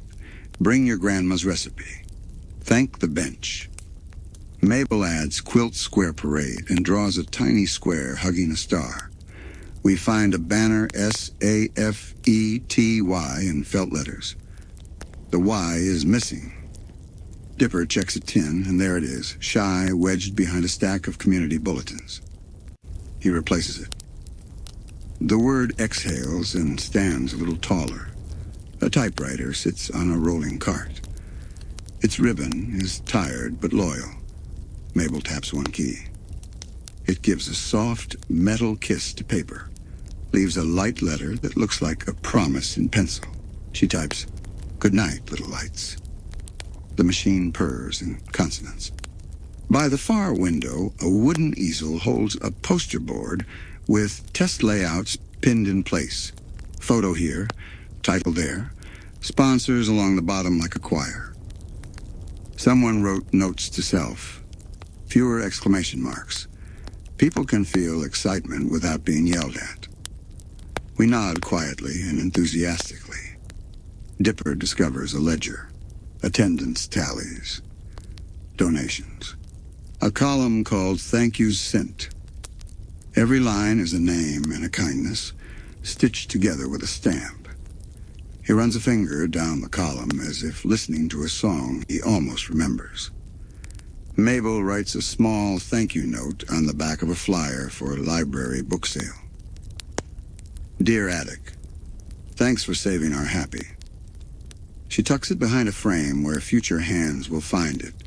On a day they need proof that gentle things last. A standing fan wears a string of pennants. When Mabel turns it to low, the pennants wiggle like children who have been asked to sit still and are genuinely trying. Air moves. Dust glitters. Nobody minds. We make a poster of our own.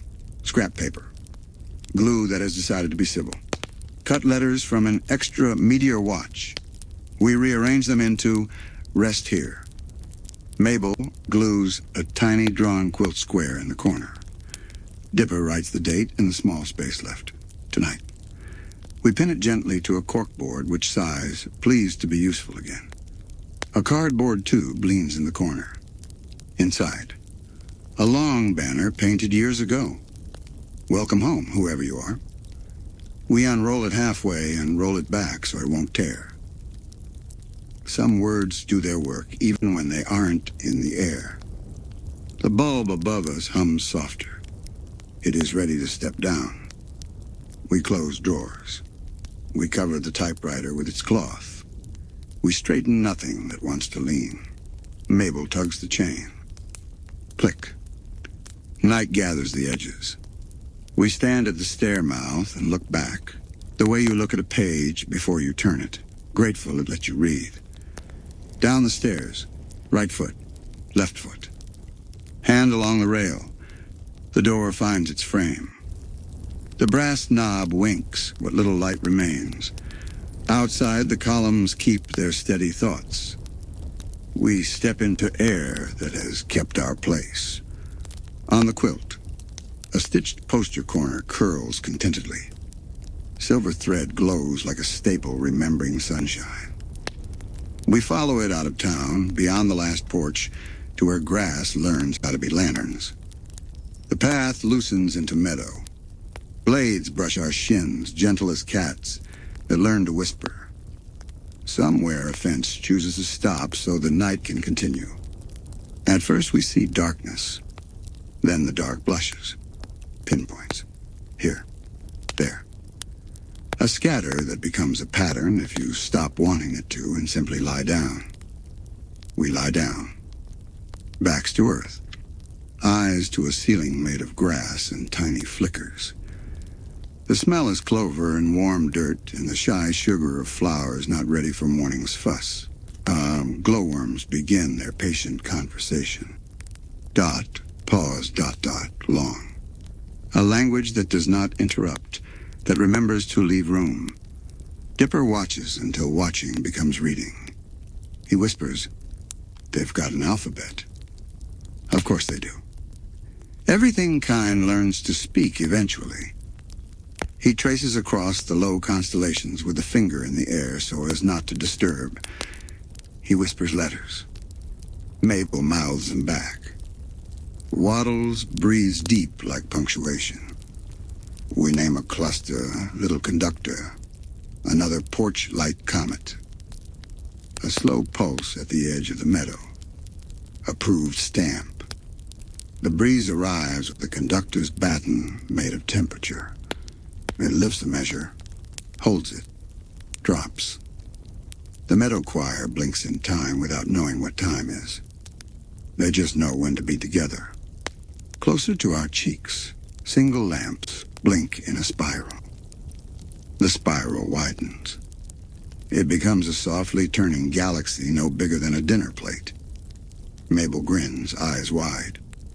She says nothing because wide eyes are the right words. Dipper opens his notebook and then closes it again. Some pages are better in the body.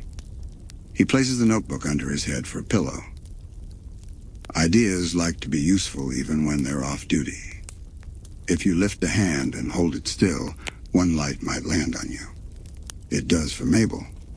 A brief living star rests on her finger. She learns its weight, none. Its warmth, none. Its gift, light. She lowers her hand. It leaves when it is ready. We say thank you with a breath. The meadow writes a word. We almost miss it because the letters are lower than sky and higher than ground and made of pauses as much as glow. But it's there, Goodnight. We do not clap until we soak.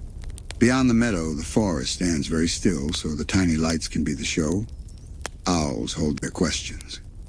Rabbits decide to wait until later to be brave. Mabel pulls a blanket corner under our shoulders. We are warm enough. We are exactly enough. Dipper counts, not like math, but like lullaby.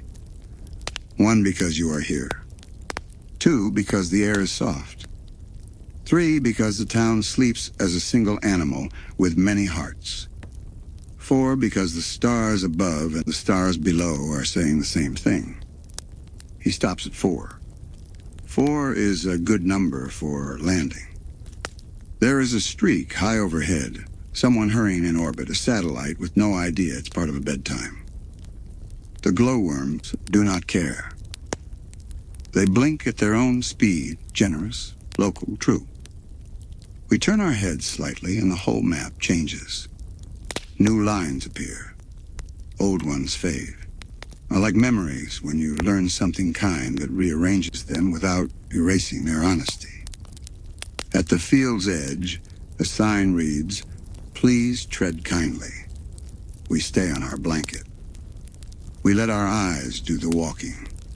A low cloud passes, tasting the hillside. The lights dim a fraction, then return like a chorus remembering the verse. We breathe with them. Dim, return.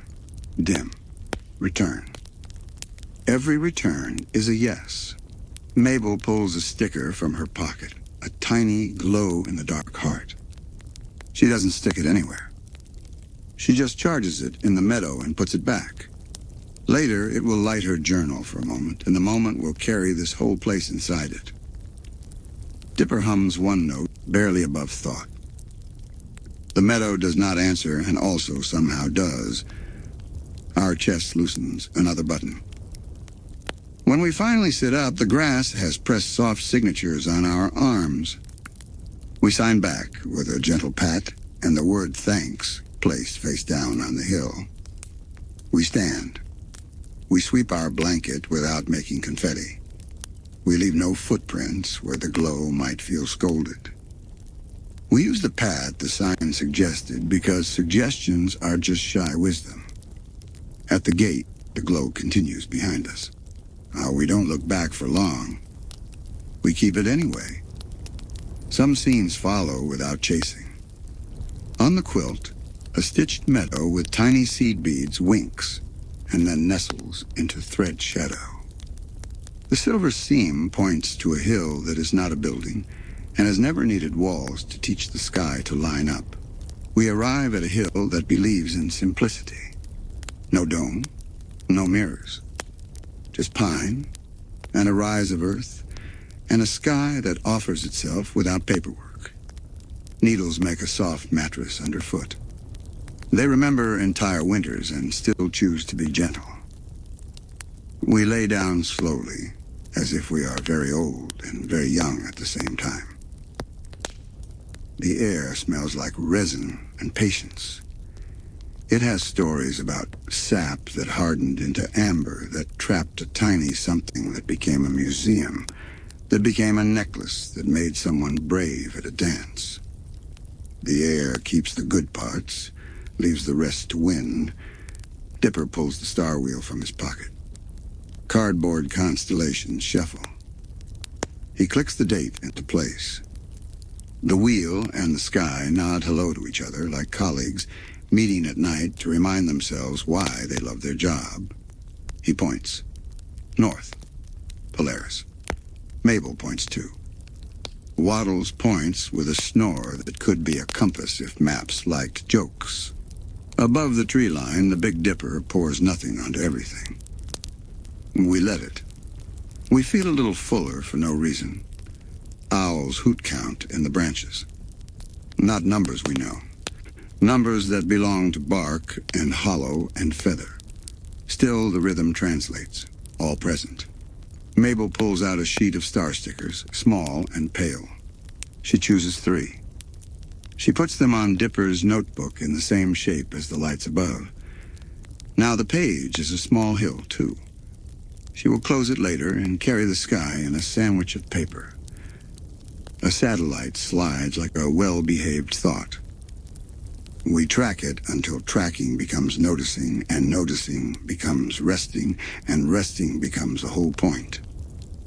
The wind here is not conductor. It is page turner. It flips a silence and we read the next one. Longer, better. Dipper whispers names with gratitude. Vega, Deneb, Altair. We do not need the story about the lovers on opposite sides of a river of light to feel the bridge between our hands on the needles. But it is nice to know the story exists if anyone asks. Mabel raises her palm to the sky and lines up her fingers with 5 stars that do not belong together, but agree to for her sake. For a second, she has a glove made of far. She lowers it. She keeps the shape. A plane crosses the lower dark, gentle red eye winking as if the machine knows bedtime manners. We think about the people inside who are not thinking about us. We wish them soft landings anyway. Wishes do not require eye contact. Dipper breathes a measure. He plots a triangle with the tip of his pencil. 3 dots he will connect later on paper and earlier in his chest. He labels it with a tiny note, safe. A beetle makes its way across Mabel's sleeve. She gives it a bridge to a pine cone, transfers like a handshake. It stays. She counts that as a win in the grand diplomacy of small lives. The ground cools. We share the blanket. Pine needles press little codes into the fabric we won't decipher in the morning and don't need to. Waddles snuffles the air, then resettles with the precision of an animal who can hear moss. We trust his measurements. Dipper closes the star wheel and uses it as a coaster for a thermos cap of water he pours for Mabel first. She sips. He sips. He pours 1 drop onto a pine root for luck. Not superstition. Friendship.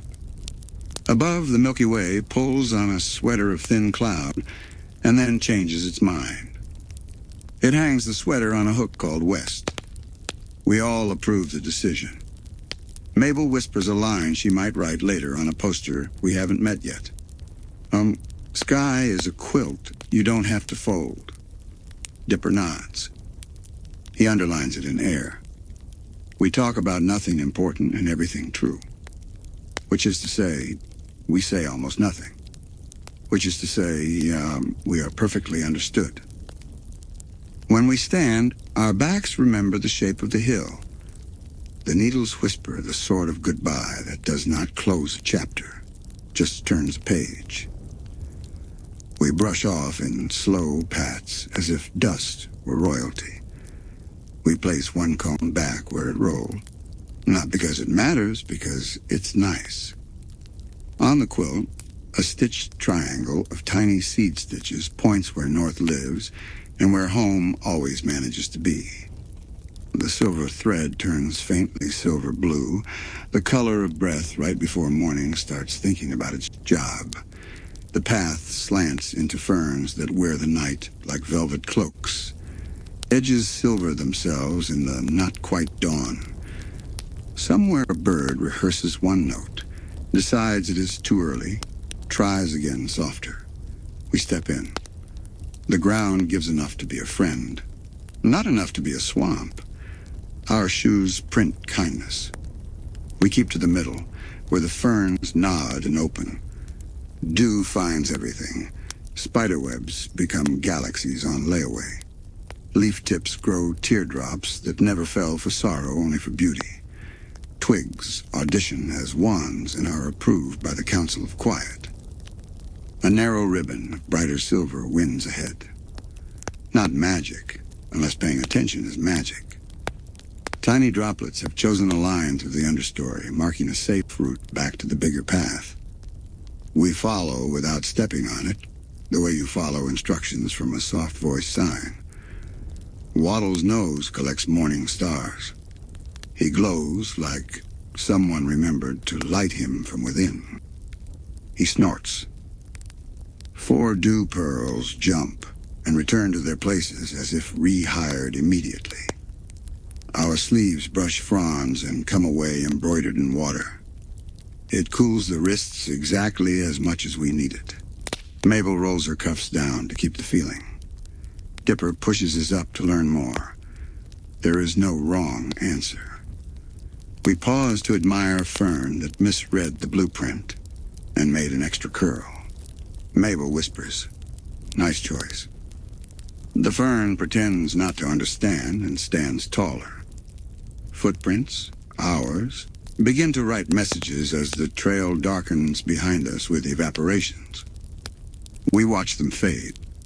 They do not mind leaving. They were never meant to be permanent. They did their job, proof of gentleness. Dipper tests the theory. He steps to one side where the ground rises. No dew collects there. Higher, warmer, more wind. He nods. He takes no notes. The forest files for him. A snail appears on the path in apostrophe with a house. We make a bridge from a leaf to move it out of the silver line. It chooses to take the bridge after a respectful pause. We wait.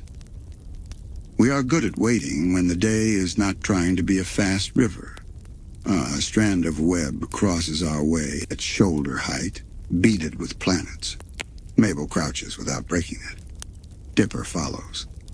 Waddles simply chooses a tunnel made by 2 ferns that move their arms aside because they like him. Somewhere behind us, the glowworm meadow continues its punctuation. Somewhere above us, the pine needle hill holds sky like a bowl. Here, the dew writes footnotes. We step around a stump that has learned moss. The moss is cool, as if night kept a coin under its tongue. Mabel taps it with one fingertip. She taps her cheek.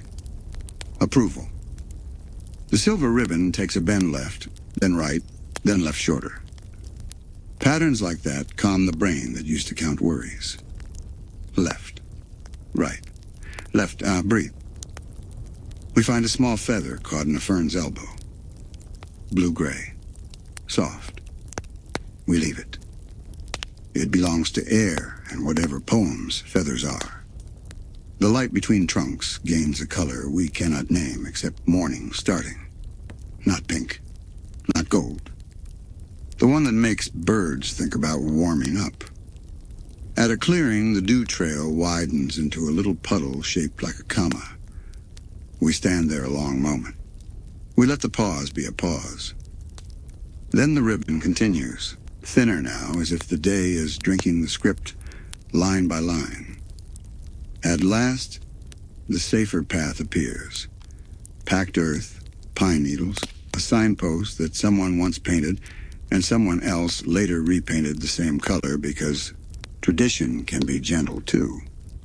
The sign says lake and town in letters that have all their corners. We look back. The silver disappears as we watch. Not vanishing, completing. A sentence finished. A thought put away cleanly. Mabel lifts the quilt and touches the stitched fern. Tiny glass beads there brighten and then sleep.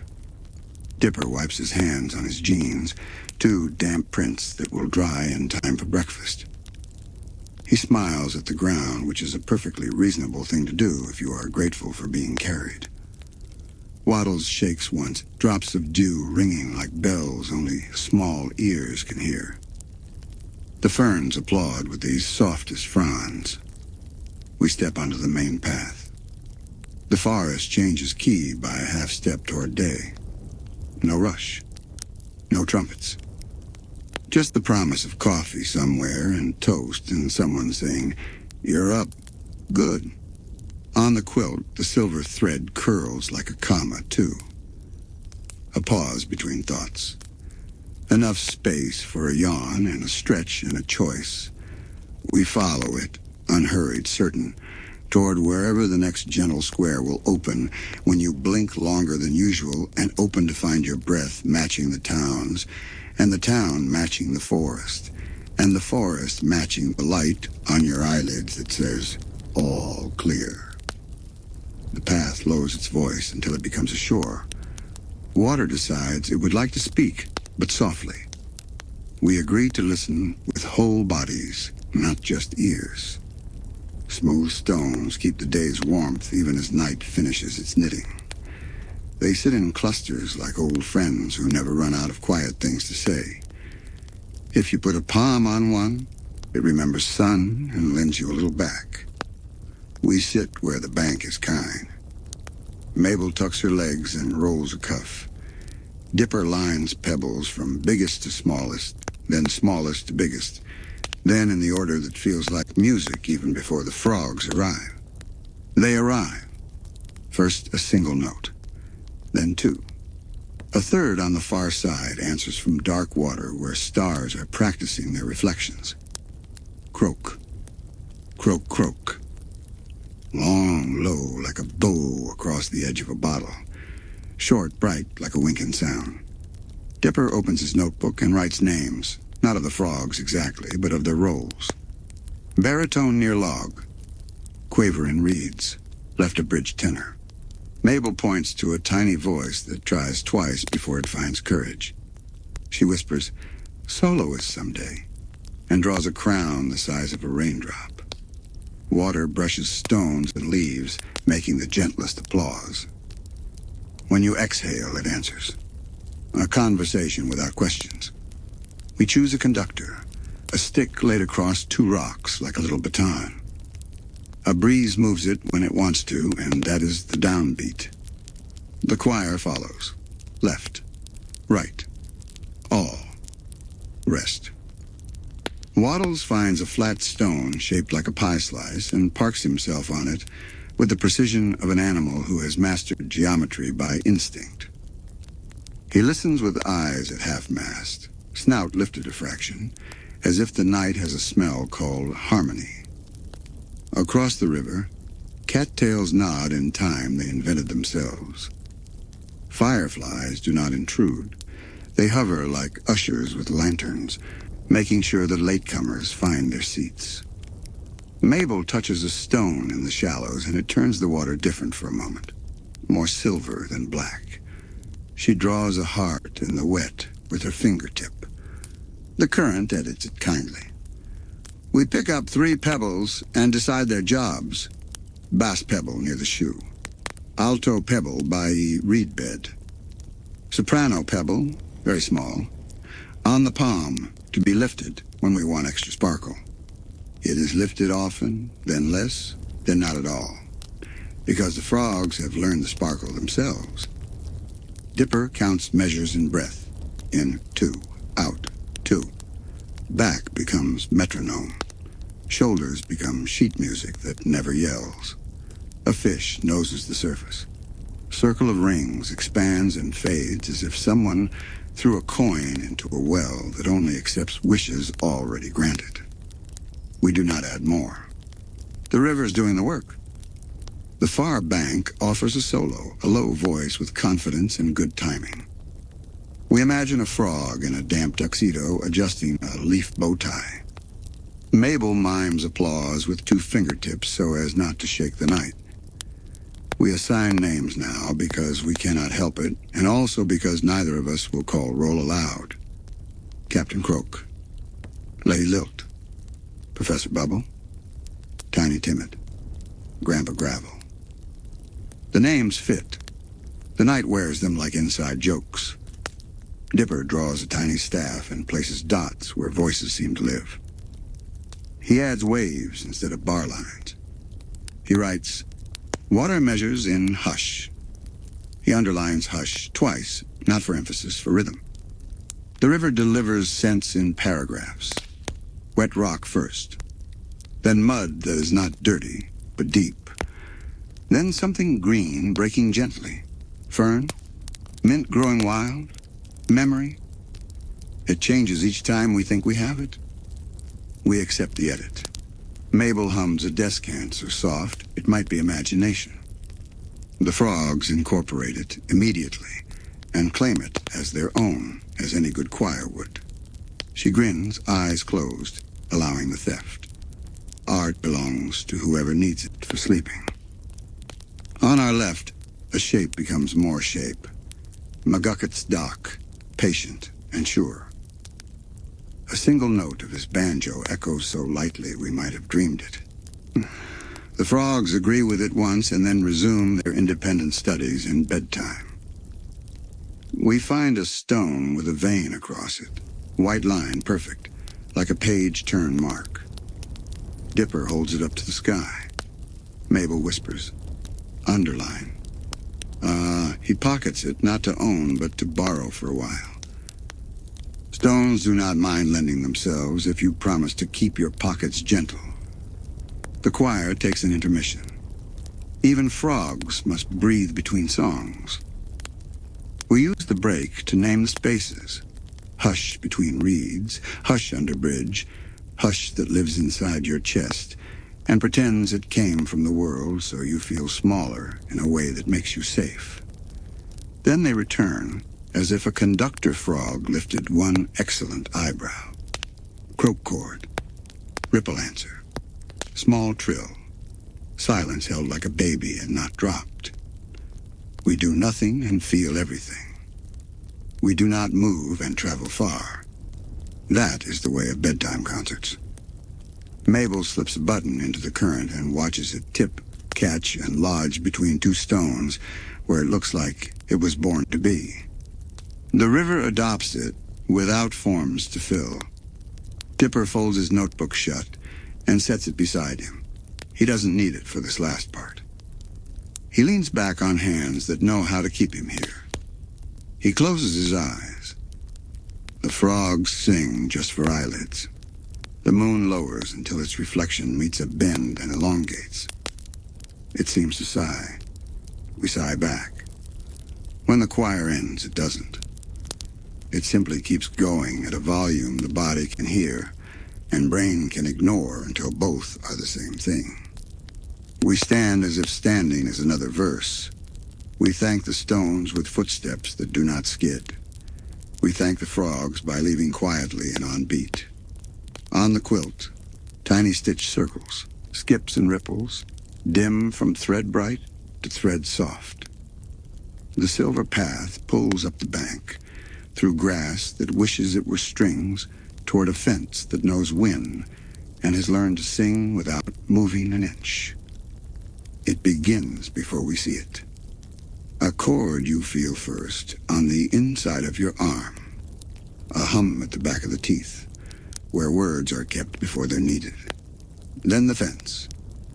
A line along a field's edge where bottles hang from twine, shells tied carefully, old keys, bits of polished wire, spoons hammered into spoons again, but with holes, all strung like instruments that forgot their names but not their purpose. The posts are ordinary pine. The music is not. A breeze comes across the meadow carrying the day's last warm and the night's first cool. It threads the bottles. They answer, one at a time, then in pairs, then as a hollow glass calls, tin laughter, shell whisper, key chime. We stand with the fence between us and the tall grass. Our shoulders drop. Our feet root. Our faces feel like they have been reminded of a story they always knew. Mabel reaches into her pocket and finds what she knew she had. A sweater button, the color of buttered toast. She holds it up. It glows in porch-light memory. She ties it to an empty loop, not high, not low, where small wind lives. The button spins, catches, speaks. Tick, tick, tick. A new percussion joins the band. Dipper takes out his pencil and in the margin of a program only he can see, logs the wind like weather that refuses numbers. Gust, friendly medium. Pitch, bottle G, shell, B flat, button tick. Sustain long enough to sleep to. The fence plays itself.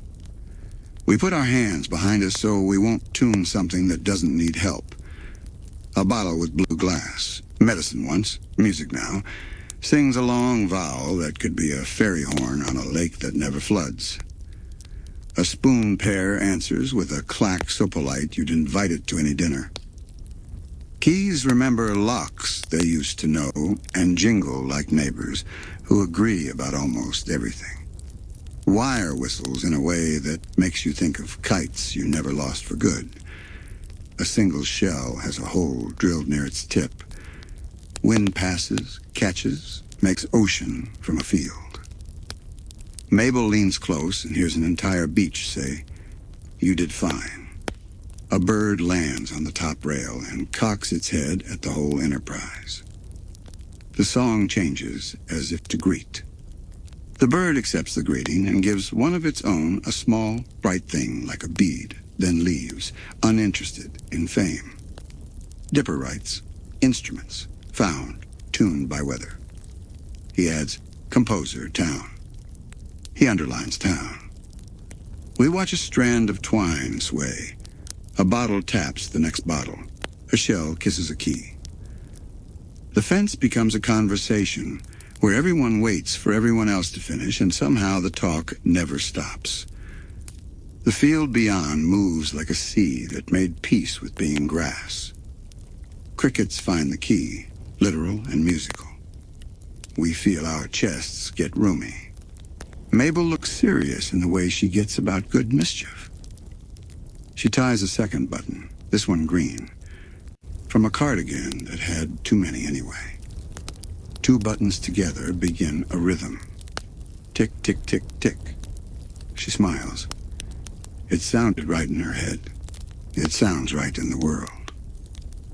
Dipper, inspired but careful, ties a short length of clean twine between a spoon and a bottle so that when wind is gentle, they ignore each other, and when it grows, they kiss once and part like perfect neighbors. He steps back. He listens for too long. He is proud. It does not show. The fence knows that is enough. A car passes on the far road. For a moment, the air it pulls changes the fence's mood. We do not mind. Everyone gets a turn. Then stillness returns, and the fence plays the key of quiet. We could name the chords. We don't. We could capture them. We don't. We stand until the body says, "This is the length of song we needed tonight." We thank the post for holding everything up without asking what, why, who. Mabel touches the new buttons one last time. They spin like little planets that have already found their suns. Dipper notes the wind as tucking in speed. As we step away, a final phrase follows us. Bottle sigh, shell hush, button tick, key good night. It lingers long enough to become the background to our next breath. On the quilt, the stitched fence glints with 2 extra seed beads, our buttons made of thread. The silver path lifts from the posts as if a staff line drawn upward into the dark, and where it lands there are lights arranged like sentences, each with margins and paragraphs, and a librarian who says, "Shh," only because shh feels like a blessing. It looks like a clearing. Then it looks like a galaxy on the ground. Then it looks like both, and you realize you are holding a library card you didn't know you applied for. Fireflies drift into rows that are not rows until you see how the low shrubs make shelves and the taller stems make aisles. Leaves bookmark ideas. Moss pads the reading room. We step softly because walking here feels like turning pages with your feet. Mabel takes off her shoes and carries them by the laces, quiet in each hand. Dipper tucks his pencil behind his ear as if it were a pen made just for signing silence. At the center, a stump serves as the desk. Upon it, a leaf stamp, a tiny dish of dew for ink, a ledger written in trails of light that only makes sense if you stop needing sense and let glow be grammar. A beetle in half-moon glasses. They're not real glasses. They're a dream we lend it. Toddles along the edge of the stump and taps the dish twice. Stamp hours begin. We find a shelf where the fireflies blink in consistent threes. Blink, blink, blink, pause. Blink, blink, blink, pause. Dipper whispers. Poetry. We move one aisle over and the pattern becomes 1, 2, long, 1, 2, long. History, he says without teasing. Mabel follows her own nose to a snug corner where lights move like lullabies you can almost hum. Picture books, she informs the knight, which approves. Reading here is simple. You sit. A paragraph of light settles on your forearms, your knees, and your lap, and tells you something true in glow instead of words. Tonight it reads, "You did enough. You can sleep now. Kindness counts even when only you saw it. The world is not finished, but it can be paused. We will keep your place." A breeze wanders in, pushing one shelf slightly into another. Instead of crashing, they exchange a few blinks, rearrange their meaning, and resume. Revision. Libraries love revision. Mabel reaches into a satchel she sews on all her pajamas and produces a tiny bookmark she made from a ribbon and a safety pin. She hangs it on a twig at the end of the aisle, nothing printed. Only a color you can find in the dark when you need your page again. You always do. Dipper writes his name in the borrow ledger by dipping the leaf stamp into dew and pressing it on the stump beside a column of other damp circles. No letters, only rings. The beetle nods once, extremely professional. We check out a story by sitting under a maple that remembers October without needing to shout about it. Fireflies gather at shoulder height and begin a tale in chapters. Chapter 1. The road taught the wind a song, and it never stopped practicing. Chapter 2. A diner closed and saved a slice for morning you. Chapter 3. A bus door folded its hands and remembered 100 faces in one warm breath. Chapter 4. A hill balanced the town in its palm and promised not to shake. Chapter 5. A dock counted skips until counting became wishing, then became thank you. Chapter 6. The machines in a wooden house kept their screensavers on, which is another way to say hearts. There are more chapters. We are already full. We close the book by leaning our heads together for 2 breaths. The light understands. It goes from paragraph to period, to ellipsis to hush. At the desk, the beetle stamps our card, a leaf pressed between 2 thinner leaves, where the veins look like writing we do not speak yet. It presses gently. The mark is a darker green, round official. Mabel salutes with 2 fingers. The beetle salutes with antennae. You could miss it, we don't. A child might ask, what are the rules? We hear them without hearing them and answer anyway. Rules. Whisper, even inside your head. Leave more glow than you take. Return stories with added kindness. Do not shelve other people. They shelve themselves. Snacks allowed if your crumb manners are excellent. We obey perfectly. Dipper finds a footnote shelf. Tiny lights blink shorter than thoughts. He kneels and lets them annotate his knee with little corrections. Not everything needs a system. But you do, and that's okay. Write it soft. Sleep between lines. Mabel drifts to new arrivals. Here the fireflies are new at blinking in place. Some wobble upward and catch themselves.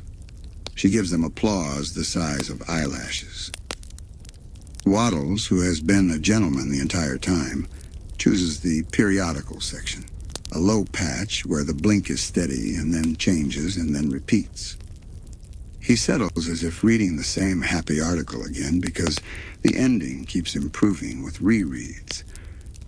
We sign out by closing our eyes for one more paragraph and letting light write our breath's last line for now. The beetle stamps once, twice. The moon files paperwork in the cabinet of clouds. Everything is in order. As we go, a single firefly follows, blinking at ankle height like a lamplighter with a small ladder. At the border where the library becomes path, it stops, bows, and returns to shelving. On the quilt, a field of microscopic seed beads, 1,000 tiny lanterns stitched into cloth. Dims, but not to nothing. Some libraries never quite go dark. The silver thread curls toward town again, where a low building with a single red light glows in the window, and a voice that learned to be kind first and cool second slips into the room with a gentle crackle of vinyl. The studio is smaller than it sounds. It always is. That's one of a radio's best tricks. A red bulb above the door says, "On air with the confidence of an old friend saving you a seat." Inside, foam panels drink echoes, so honesty can sit closer to the microphone. The DJ has a sweater over a t-shirt. Headphones one ear on, one ear off, the better to hear you and the town at the same time. A mug on a coaster shaped like the state. 2 turntables because some nights need circles more than playlists. Papers are clipped in a soft stack, scribbled first names, dedications in pencils of every kind. For the baker heading in at 4. For my sister who is brave but forgets at bedtime. For the kid who found a mitten and waved. For whoever is on patrol and needs one good chorus. For the couple who fought and apologized and now wanted a sound to pour over the floor and make it safe again. For quilts and comets. The DJ smiles at that last one. He leans to the mic. Good evening, or whatever you call this in your house. You're with KGF on the low end of your dial and the high end of your heart rate going down. We have requests. We have promises. We have time. Needle down. Vinyl turns. Crackle like a campfire in a snow globe. A guitar from 1973 walks barefoot across the room. The DJ drops the level until the song becomes a blanket and not a banner. He nods to the board op, who is also him tonight. He sips. He reads from the top card. From Rosa to anyone who is doing dishes because they care. You are seen, you are soap-sudded, you are the reason mornings taste better. Mabel leans in the doorway, not in the studio, in the idea of it, because radio is a doorway you can lean in if you breathe right. She hears her request floating at the bottom of the stack. She is not in a rush. Nothing is. The song ends without stopping. It simply allows the room to become itself again. The DJ lets silence rest a full 3 seconds because he trusts the audience to know the difference between nothing and a gift. He cues the next record, a waltz that thinks it's a lullaby. He reads, "For Blubs and Derlin, from someone who appreciates cinnamon in a thermos and kindness in a patrol car, all clear." A laugh rides the left channel, quiet as the sound of a smile seen from behind. The red light approves. Calls blink on the console. He takes one and listens almost entirely. He says, and got it, and we can do that, and you're not alone, and nothing he can't promise on air. He jots, merfolk hums, dock, safe harbor, and he knows the track. A field recording that Tambry cleaned and sent earlier the bottle harp fence under a river hiss, with the crackle turned down until it's a color, not a noise. He slides it under a soft piano live on the B channel. 2 worlds meet and nod. Next up, he says, for quilts and comets, you know who you are. We're spinning a vinyl that sounds like the sky leaning down to tuck you in. He cues the needle, touches the rim, releases. A hush enters that contains a choir you can't hear until you close your eyes. Somewhere a frog sings with it. Somewhere, a bus driver grins alone at a dashboard, shining like a constellation in plastic. Somewhere, a typewriter upstairs in town hall thinks about exclamation marks and then thinks better. The DJ stands at the window between tracks. From here, he can see exactly one lamppost and a piece of the parking lot and a slope of hill that doesn't care about radio at all and still somehow loves it. He presses his palm to the glass. Temperature says night. He says thanks. A postcard leans on the console, a small photo of the lake at dusk with a note on the back. Your mixes make it safe to count ripples. No signature. He doesn't need one. Anonymous is another word for town. He flips a 45. It clicks into place with the sound of a secret handshake. He opens the mic. This one's for the person who stopped cleaning because the line on the counter looked like the moon and you wanted to see if it would stay. I hope it did. He plays it low. He twirls a pencil that survived 1,000 dedications and one small dog chewing the eraser off. He checks the clock. The clock is a circle that refuses to be strict. Midnight is finished. Morning has not started. This is the hour with no name. Radio names it for you. A gentle knock. Sue's in the hall with a box of CDRs labeled Tomorrow Fix in block letters. He lifts the box in a wave. The DJ waves back. Sue's mouths, "Good game," and leaves like a ghost who learned consent. Lines blink. He takes another. The kid whispers, not used to calling. "Can you play something for my grandma? She snores. I don't mind. But she thinks I do, so something that says I don't." The DJ swallows a smile. "I have an entire shelf that says exactly that," he answers. He plays a clarinet and a brush snare and a bass that takes its shoes off. Snore sound fits right in. Every house finds its tempo if you let it. He slides an index card under a pushpin. Found safety. Location everywhere. Claimant whoever needs it. A news sheet sits on the corner. He ignores it tonight. The town will read in the morning when their spines are ready. For now, he gives them only the facts that make resting easier. Lake reflective. Sky cooperating. Frogs hired indefinitely. Wind and key. We together. Truth that does not shrink the world, only fits it better around you. Last segment, he says, though there will be others on other nights and everyone knows it. Dedication for anyone folding a quilt with 2 sets of hands, even if one is small or sticky with jam.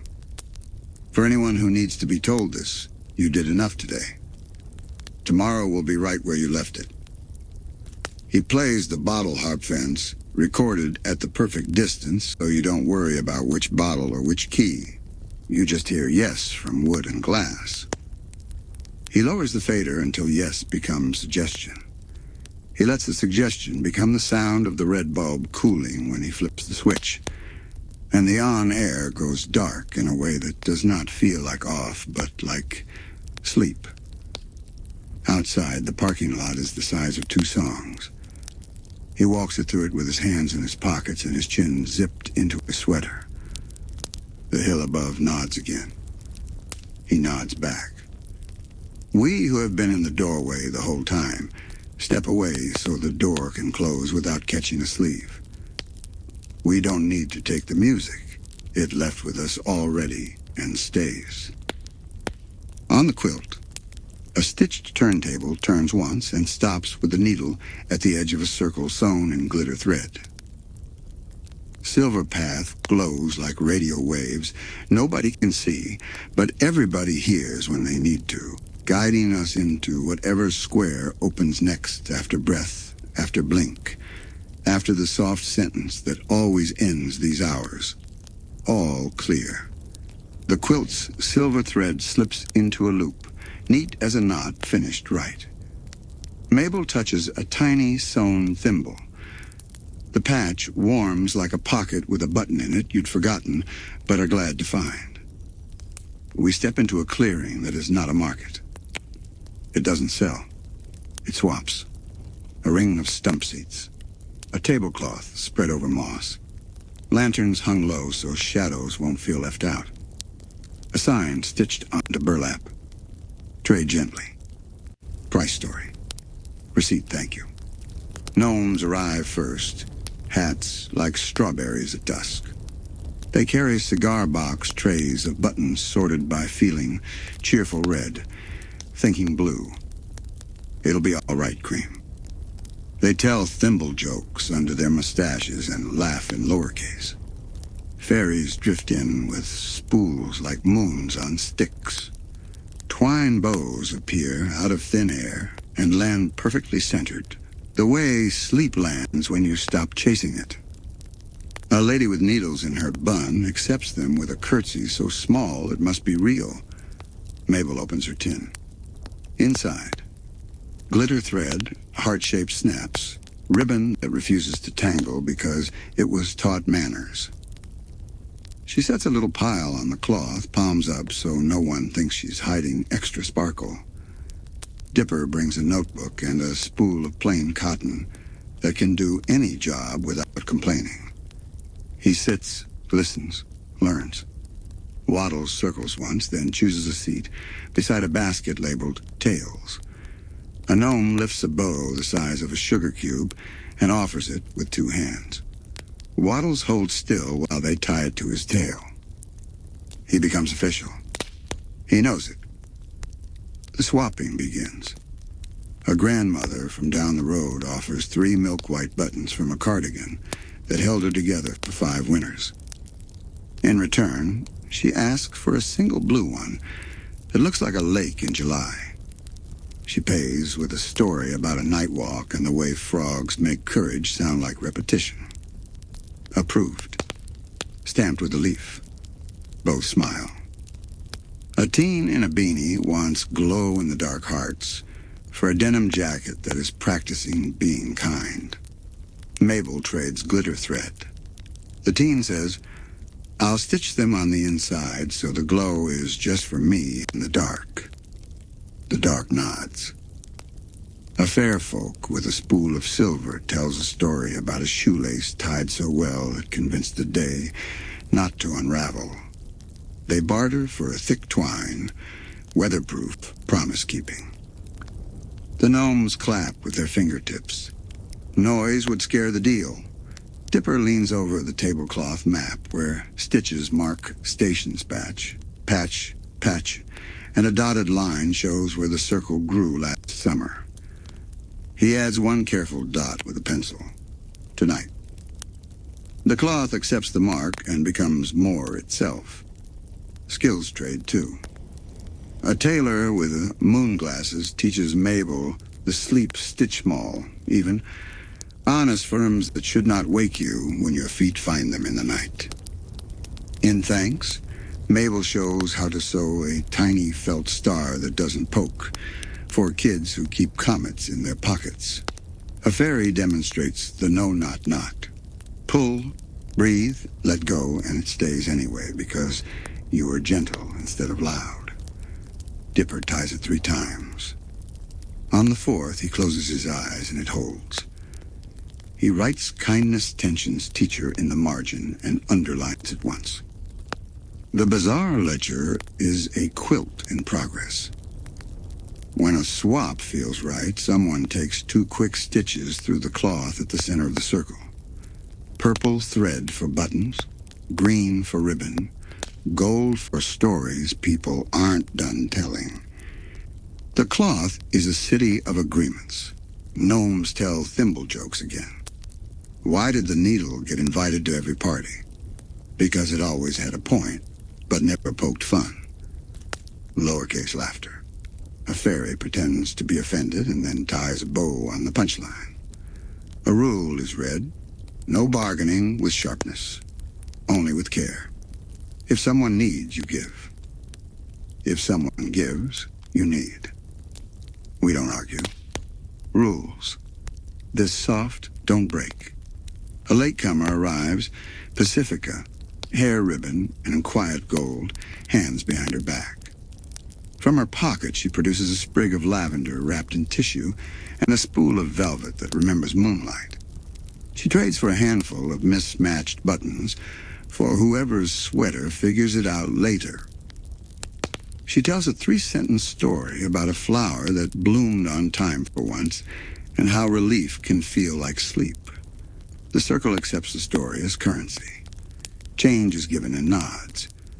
Waddles' bow glows slightly because it has decided to. A gnome records this in a tiny book under new properties acquired by night. Next line. Fairy twine now smells faintly of toast. Someone spilled crumbs. Nobody is sorry. At the end, a bell on a string, really just a key on a thread that learned to sing, rings once. Trade's complete. No one leaves with less. Everyone leaves with lighter hands. Mabel tucks 2 hearts and 1 lake blue into the quilt's border, fast and perfect in the sleep stitch. Dipper ties the no-knot on the silver thread we follow everywhere. It holds, of course. The circle gathers scraps. No litter. Only leftovers, which are future beginnings. We say thank you aloud and again inside. Both count. The clearing dims to afterglow. The burlap sign sags contentedly. Our pockets are heavier with almost nothing.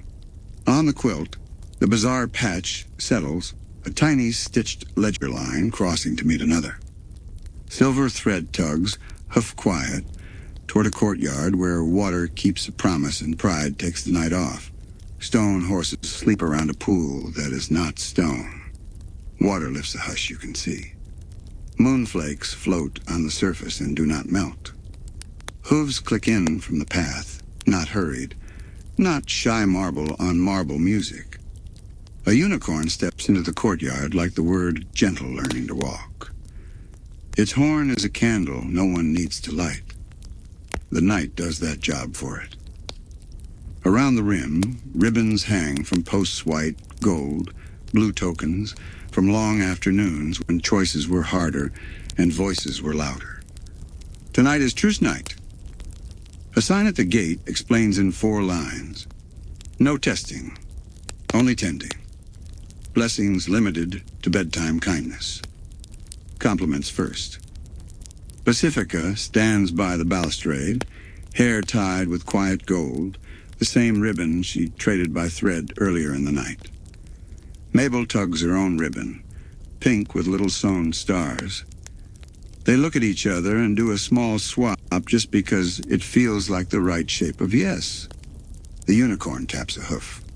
Hoof clack, like marbles in a velvet bag. From the pool, a ring moves outward.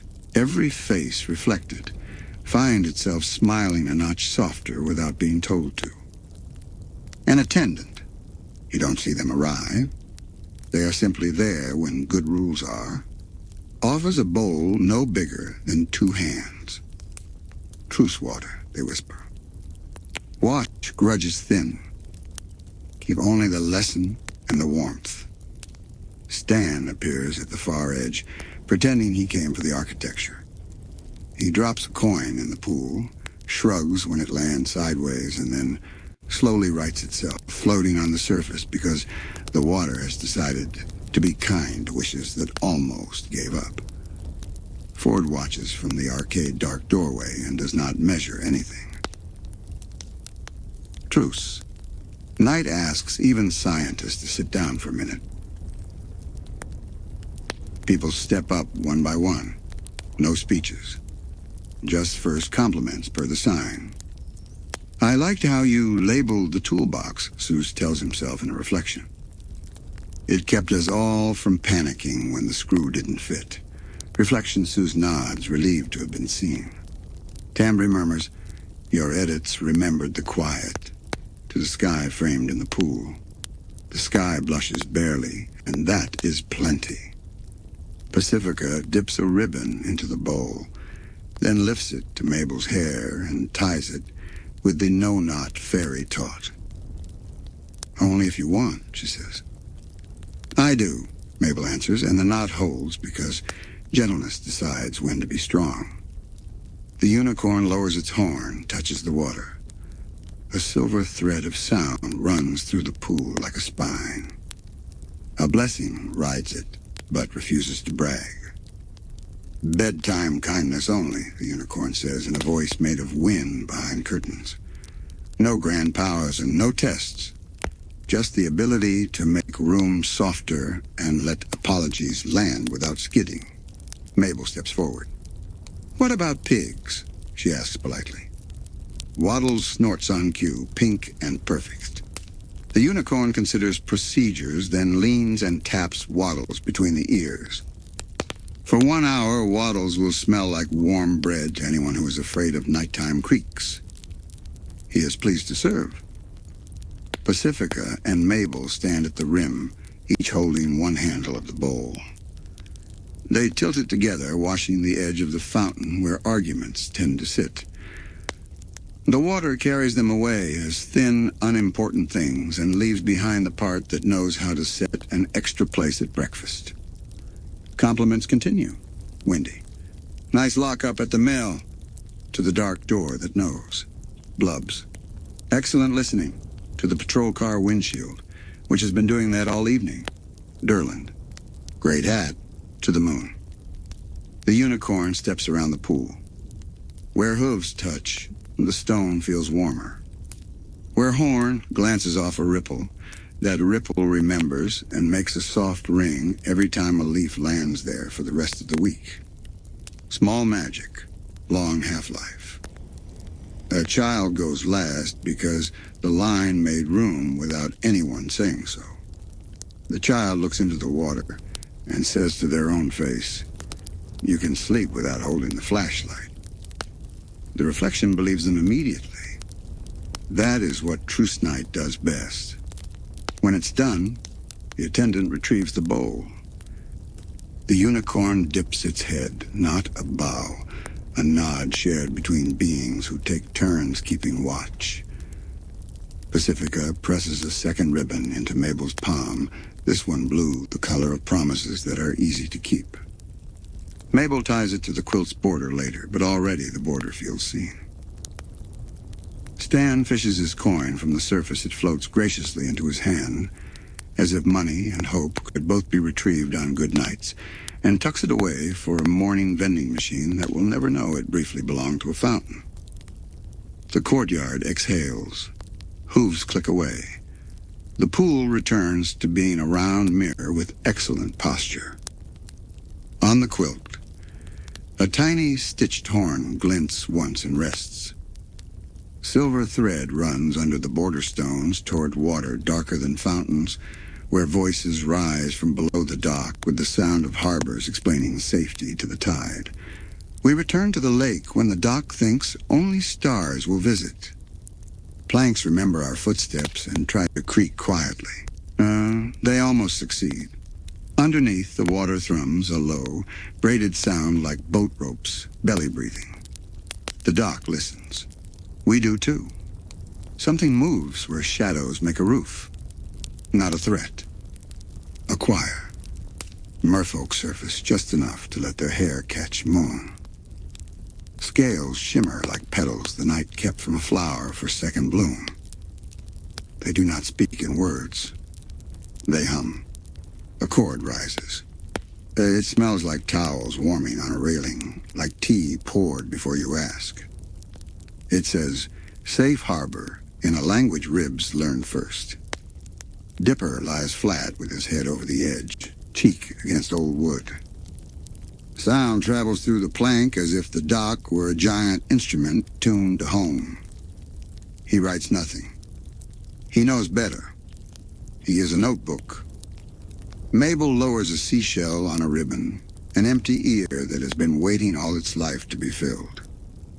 A merchild touches it with 2 fingers and the shell learns a phrase. 3 notes up, 1 down, a curl that ends like a smile stopping itself from growing loud. They send bubbles as punctuation. Bubbles rise, pop, and become letters in our chest. Okay, Slow, stay. Waddles lies down with his chin on the edge so his ears hang over. He hears the bass, linear vibration, safe enough to nap on. He almost does. We hum back, careful not to lead. We choose the notes they gave us and give them neat. They approve by not changing anything. Agreement is its own applause. A mer elder surfaces to the eyes and no farther. She taps the dock's underside. Tap, tap, tap. Dipper knocks back softly, the oldest code in the world translated from door to lake. A conversation of here. They offer a tide report we can understand. Currents patient. Debris polite. Moon cooperative. Boats sleeping. All clear. We had hours. Town breathing. Ropes tuned. Quilt warm. All clear. A young merman opens his palm. In it, a scallop shell notched like a tiny crown. He tosses it. Mabel catches. When she presses it to her ear, it doesn't do the usual ocean trick. It hums tonight's chord, constant and low, as if the lake sent us away with a pocket-sized theopa. Dipper dips a finger and draws a little circle on the water's skin. The nearest merchild follows the circle with a treble of their own ring becoming ring, sound becoming sight. The dock leg nearest us has a nick from last summer.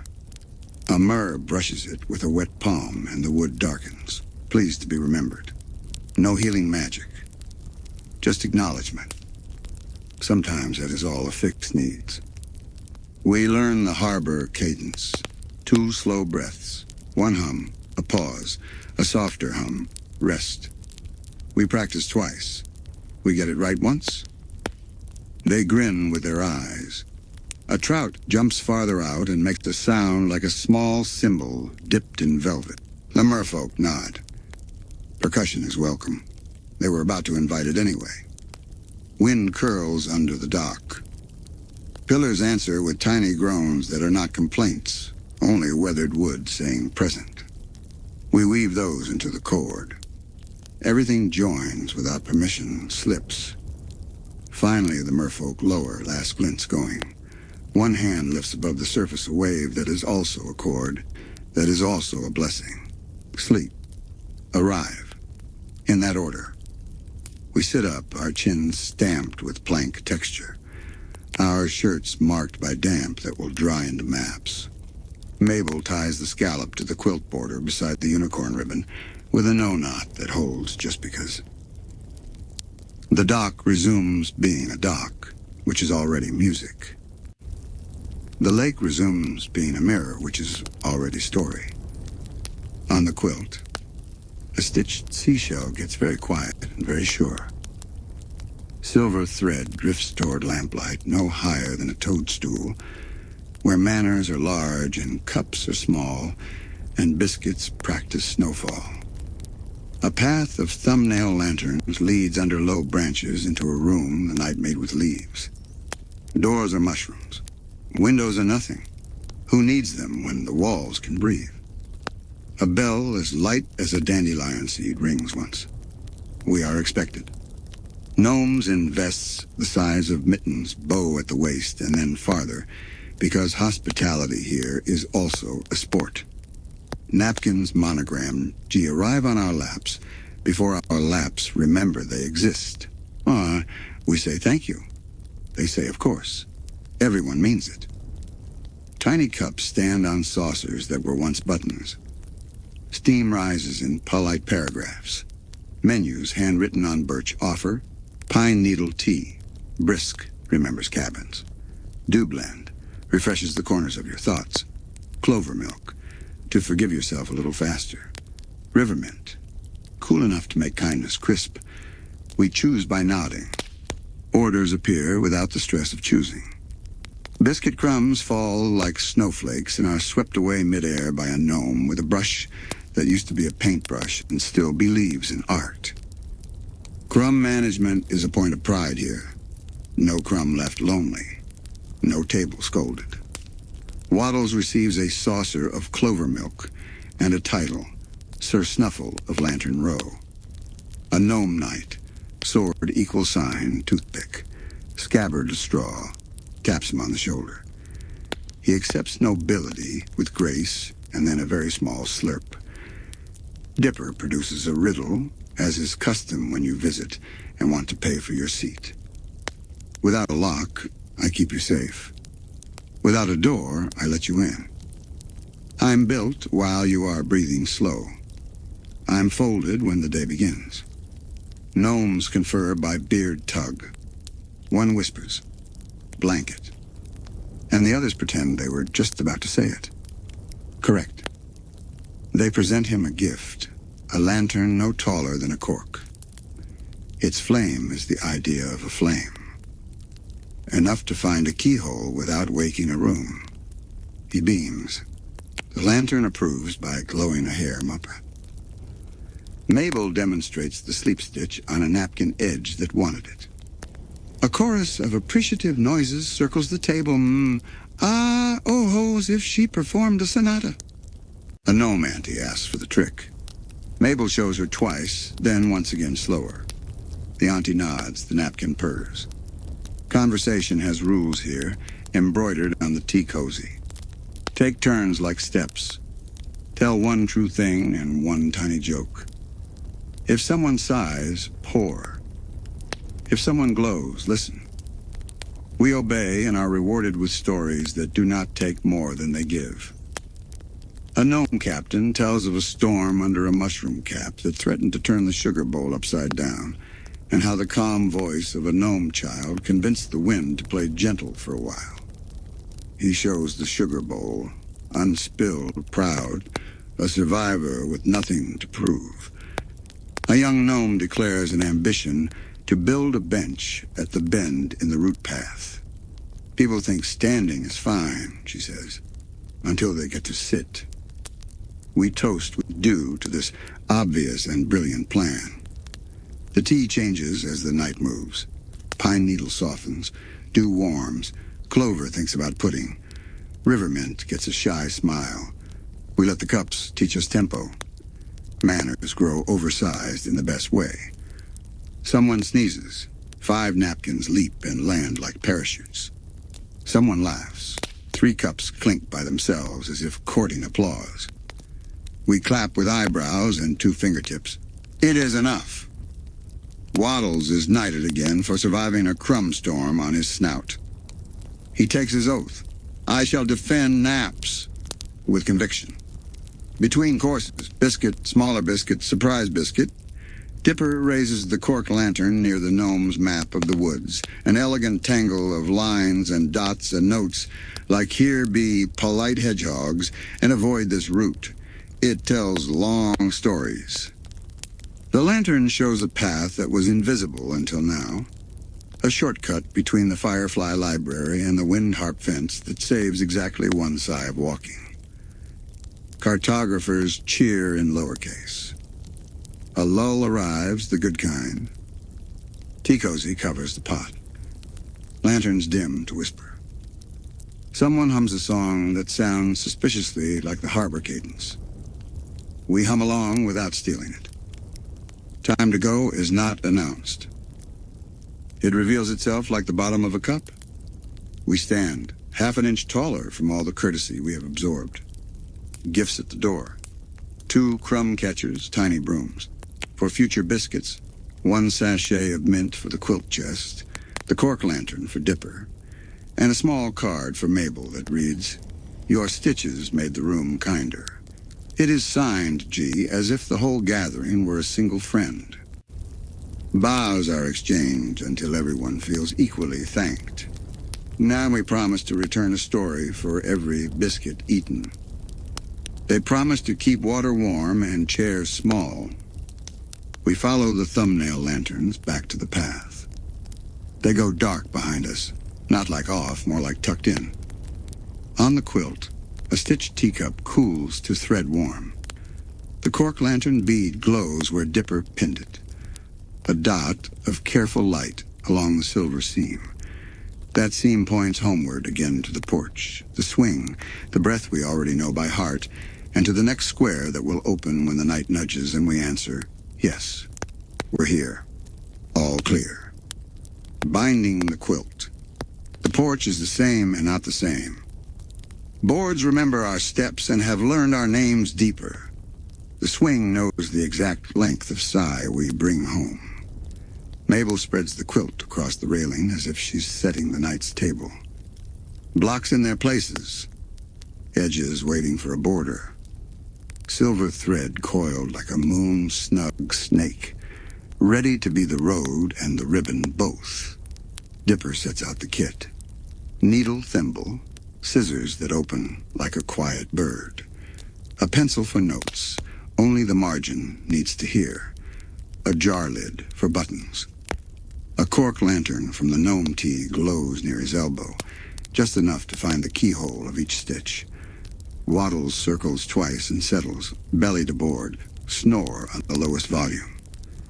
He smells faintly of warm bread. The truce and the blessing sit on him like a small crown he forgot he was wearing and doesn't need to remember. Stan appears first, pretending not to be sentimental. He carries a coaster from the shack with a ring that looks like a partial eclipse. Here, he grumbles, which is Stan for, I saved this because I knew you'd want it. Mabel appliques the round right by the Greasy's square a moon under glass, a promise of coffee, a circle that says tomorrow has a place to sit. Ford follows with a scrap from an old star chart, tiny dotted lines that knew the sky years ago and are correct again tonight. He points, murmurs names, Vega, Deneb, Altair. Dipper listens with the part of him that came here to listen forever. The chart becomes a sliver along the pine needle observatory edge, a margin that makes cardboard and cosmos shake hands. Suze arrives with a label he has printed in cheerful rectangles, Tomorrow Fix. He sticks it to a squeaky porch board, and the board behaves out of pure flattery. He also brings a pinball flipper spring that saw 1,000 hopes and only broke when the day was done. We couch it near the arcade on standby patch, a silver smile that remembers score and mercy. Wendy drops a pine cone in Mabel's palm and shrugs in the Wendy way that means everything. Dipper removes a single perfect scale, and Mabel stitches it like a little armor plate beside the old sawmill belt.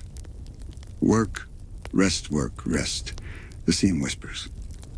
We obey without trying. Lazy Susan knocks with a pie box and a grin. Inside, a paper napkin she once folded into a tent at closing time and never threw away because it kept standing up for itself. Mabel stitches the triangle by the Greasy's door. A nap on a table that knows how to listen. A napkin on a world that knows how to set you down gently. The bus driver from Route 23 stops at the curb. Cap low, notebook in pocket. He offers the mitten we found, paired now by luck with its shy twin. We sew them as two waves by the last stop patch, facing each other like a hello and a hello that learned it was also a goodbye and didn't mind. Blubs and Derlin. Coast in, lights off, hearts on. They hand over a ticket from the patrol log stamped, all clear in tidy ink. We trim the corners and bind it to the edge of Moon Patrol so the night knows who vouches for it. Derland adds a pencil cinnamon roll swirl in the margin. The quilt takes the doodle and stores warmth in it. Cambry slides a flash drive across the rail and then laughs at herself. Oops, she says. Fabric. So she gives a print. Matte low grain of bottle harp fence at the exact distance where form becomes feeling. We frame it in thread around the wind-harp fence square. The seam allowance hums in B flat for a second and then calms down. Pacifica returns in quiet gold and lake blue ribbons that matched moods before they matched fabric. She hands over a pressed lavender leaf, flat as a kept promise.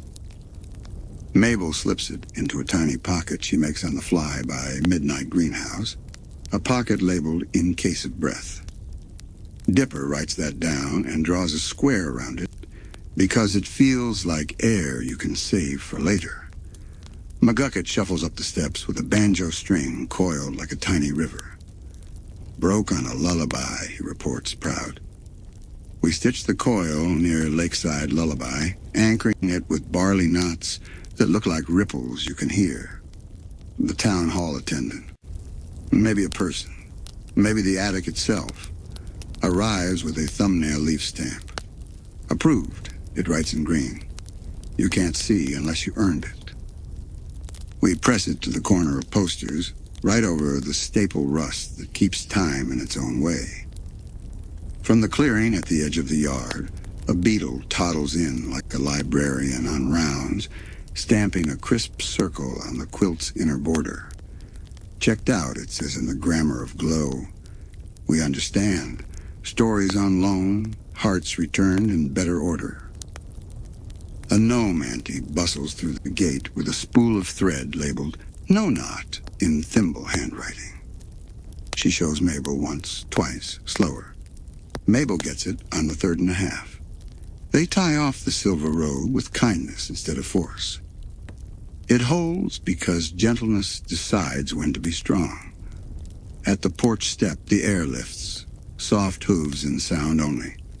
A strip of ribbon, blue like good promises, drifts as if it walked. The ribbon carries a bead like a drop of fountain on its bow. Bedtime kindness only, it seems to remind us. We sew it lightly to the border so it can still breathe. From the lake, a little wave of humming arrives. Mabel fishes the scallop shell from her pocket, presses it to the quilt. The shell hums the harbor cadence into the batting, and the batting remembers. The whole quilt shifts a degree toward harbor. The glowworm meadow sends its alphabet in petals of light. We stitch "good night" in phosphor thread so faint you must be sleepy to read it, right along the hem that touches your ankles first. The frog choir contributes embroidered notes, croak ovals and ripple bars that hop neatly across the riverstone's edge. If you close your eyes and put a palm there, you can feel the rests more than the notes. A better kind of music for this. From Main Street windowlight comes a string of paper stars, cut by a kid upstairs who knows how to be brave and quiet at once. We base them with a single line so they can move when the house breathes. Greasy's neon lends a thin strip of pink-blue seam tape. We lay it along the outside edge, not bright, just memory bright. The diner in the border in the diner. At last, the border itself. Mabel sleep stitch walking the long, square perimeter like someone checking every window in a story to make sure the curtains can exhale. In, out, wrap, pull. The needle whispers, thread follows, fabric agrees. Dipper reads the quilt aloud in order of breath, not geography. Bus hush. Window glow. Mill standstill. Lake skip. Shack screensaver. Greenhouse steam. Moon patrol. Skylight edits. Banjo echo. Attic posters. Glow alphabet. Pine wheel. Dew trail. Frog choir. Fence cord. Firefly paragraphs. Radio blanket. Button bazaar. Fountain truce. Dock hum. Gnome tea. Porch binding. He writes we were here at the center and puts a tiny box around it that looks like a house you can fold. Family gathers, chosen in blood, and a kind you meet by accident and then forever on purpose. Stan brings 2 mugs. Nobody is allowed to spill. Ford settles on the step and accidentally lines the constellations with the porch nails. Suze leans in the doorway like a friendly hinge, keeping the night from swinging too fast. Wendy claims the rail with a boot heel and a smile that says, "You did it." Not like surprise, like recognition. Pacifica stands shoulder to shoulder with Mabel and picks a stray thread, then saves it in her pocket because even stray things deserve a later. Tambry holds up her phone to record exactly 1 second of all this and then puts it away because longer is better with eyes. Blubs and Durlin drive by slow, windows down, 2-finger salute from one, whole hand from the other.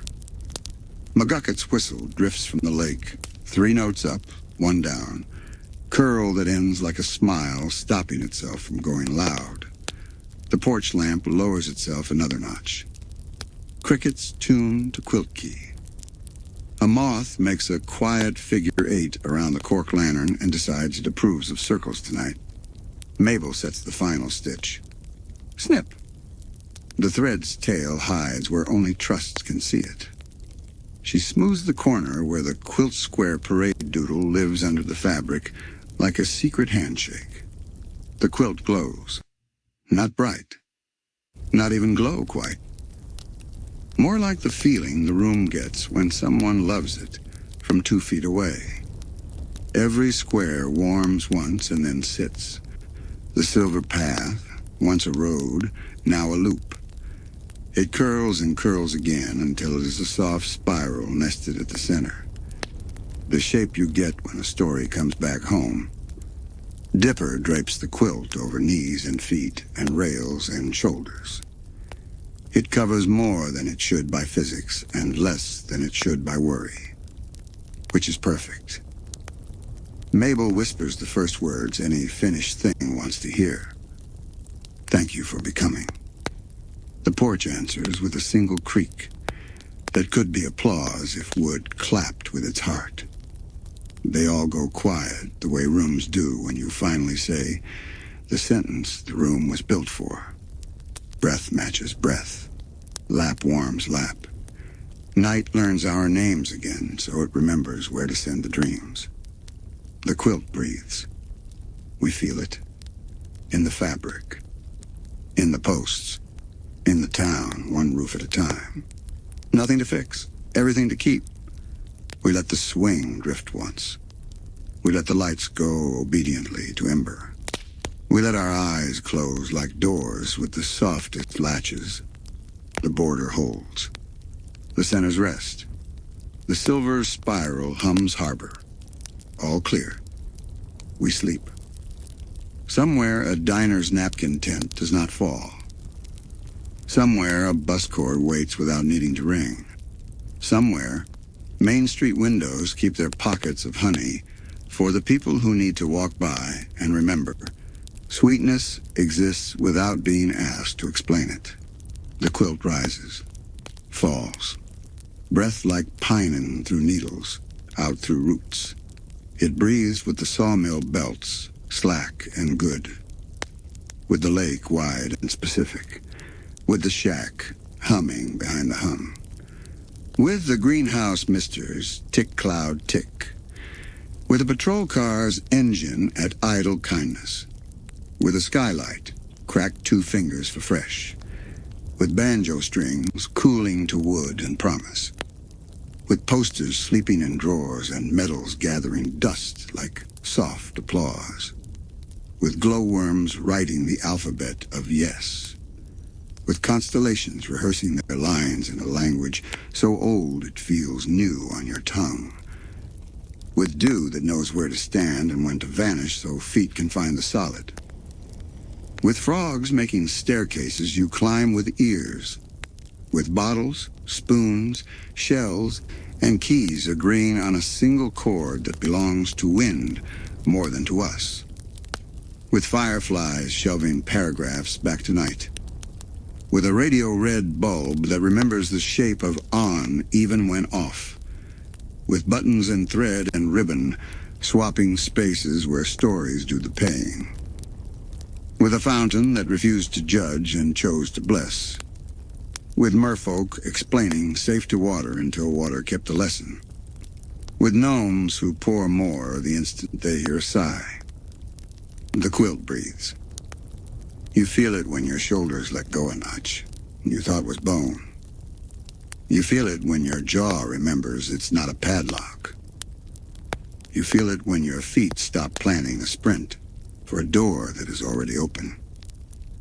Waddles dreams, feet twitching, bread warm. Mabel sleeps with one hand open, palm up, as if she were still pressing leaves to journals. Every now and then her fingers close as though she has caught a star sticker that fell very slowly just for her. She keeps it. Tomorrow her palm will smell faintly of glow. Dipper sleeps with the pencil still in the spiral's wire because intentions can be pillows if you set them down gently. His breath finds the north in the room without him needing to point. Stan snores in a rhythm that fits between two measures of bottle harp. Ford's glasses slip 1 inch and stay because gravity is a fall's resident, not a tyrant. Sue's dreams a label he will wake and write. Wendy dreams a hill where keys become leaves and leaves open any door you smile at. Pacifica dreams a braid of ribbon and vine and thank you note that never knots tight, only strong. Tambry dreams silence with the texture and wakes already knowing how to cut the morning's light. Blubs and Derlin dream of all clear stamped in cocoa steam. McGucket dreams a new tune starting exactly where the last one left joy on the table. The quilt breathes. We are under it, over it, inside its weather. We take one last slow walk without feet. Past Greasy's clean moon on a counter. Past Main Street's pocketed glow. Past the mill, its tools in bed. Its canvas a story that finally closes its eyes. Past Route 23 asleep with its map in a low whisper. Past lookout points ribbons, learning to say yes to every wind that doesn't hurt a soul. Past the dock, where the last skip decides to be a circle and then unlearns even that. Past arcade screensaver stars drifting in a pixel meadow where no one presses start and no one minds. Past Pacifica's misting wand ticking like a tiny metronome for the calm. Past patrol lines written in pencil stars across the gravel. Past skylight edits waiting on export, bar full, heart fuller. Past banjo wood, oil rubbed in like gratitude. Past poster corners, staples translating rust to calendar. Past a meadow that spells good night in dots no eye invented yet. Past pine needles, pointing at Polaris politely. Past dew trails erasing themselves correctly. Past stones that keep the day for you and give it back on request. Past fence cords that learned our buttons and returned our breath. Past library light paragraphs asked stamp round and damp. Past a studio where records remember the exact weight of the needle. Past a circle of stump seats where price equal sign story. Past the fountain that tells grudges to go thin and kindness to stay thick. Past the dock undersong and a shell in the pocket that hums only when you are kind to your own ears. Past cups the size of buttons that turn manners into weather. We tell them one by one the same truth in different accents. Sleep. We'll keep your place. The quilt hears us and answers, not in words, but in weight, exactly correct. A breeze slips through the porch screen and tests the room for drafts. It finds none that matter. It tucks the corners where no hands can reach. It leaves, satisfied. The swing does not move. Not everything has to perform. The border stitches hold, each a small door closed without a click. The no-knot knots keep their promises without showing off. Dawn thinks about it and decides to wait its turn. There is more night to finish. It's polite that way. You are inside this too, even reading with your eyes barely open. You are a square we would sew if you were closer, and maybe you are closer than you think. Your breath fits the pattern, and that makes you part of the map. If a worry has wandered in, the quilt rehearsed for it. Lay the worry on the square that looks most like its shape. Wind fence for windy ones. Patrol log for watched ones. Glowworm letters for words that won't stop. Fountain ribbon for grudges that forgot how small they were. Merfolk hum for hearts that need a harbor. Gnome napkins for crumbs of guilt. Firefly shelves for stories you can return tomorrow without fees. Diner napkin tent for hunger that is really for kindness. Pinball starfield for thoughts that want to bounce once before bed. Any square will say yes, honestly. This is a generous blanket. The quilt breathes. Once more. Once more. You match it. We make the final rounds the way Blubs writes his favorite line. All clear, bus route. All clear, Main Street. All clear, Mill. All clear, Lake. All clear, Shack. All clear, Greenhouse. All clear, Patrol. All clear, Skylight. All clear, Lullaby. All clear, Attic. All clear, Meadow. All clear, Pine Hill. All clear, Dew Path. All clear, Choir. All clear, Fence. All clear, Library. All clear, Radio. All clear, Bazaar. All clear, Fountain. All clear, Dock. All clear, Tea. All clear, Porch. All clear, You. The silver spiral at the quilt's heart turns one gentle degree toward stillness. It stops not because the story ends, but because the map found home and is happy to live here a while. If you open your eyes, the room is the same. If you keep them closed, it is larger. Both are true. Both are safe. We leave a small sign on the inside of your breath written in sleepy ink that dries by morning. Back after dreaming. And a whisper that always knows the way back, from us to you, from you to all the little lights. Good night. Good night, little lights. Good night, home-colored hearts. We can visit again whenever your eyes grow heavy. All clear.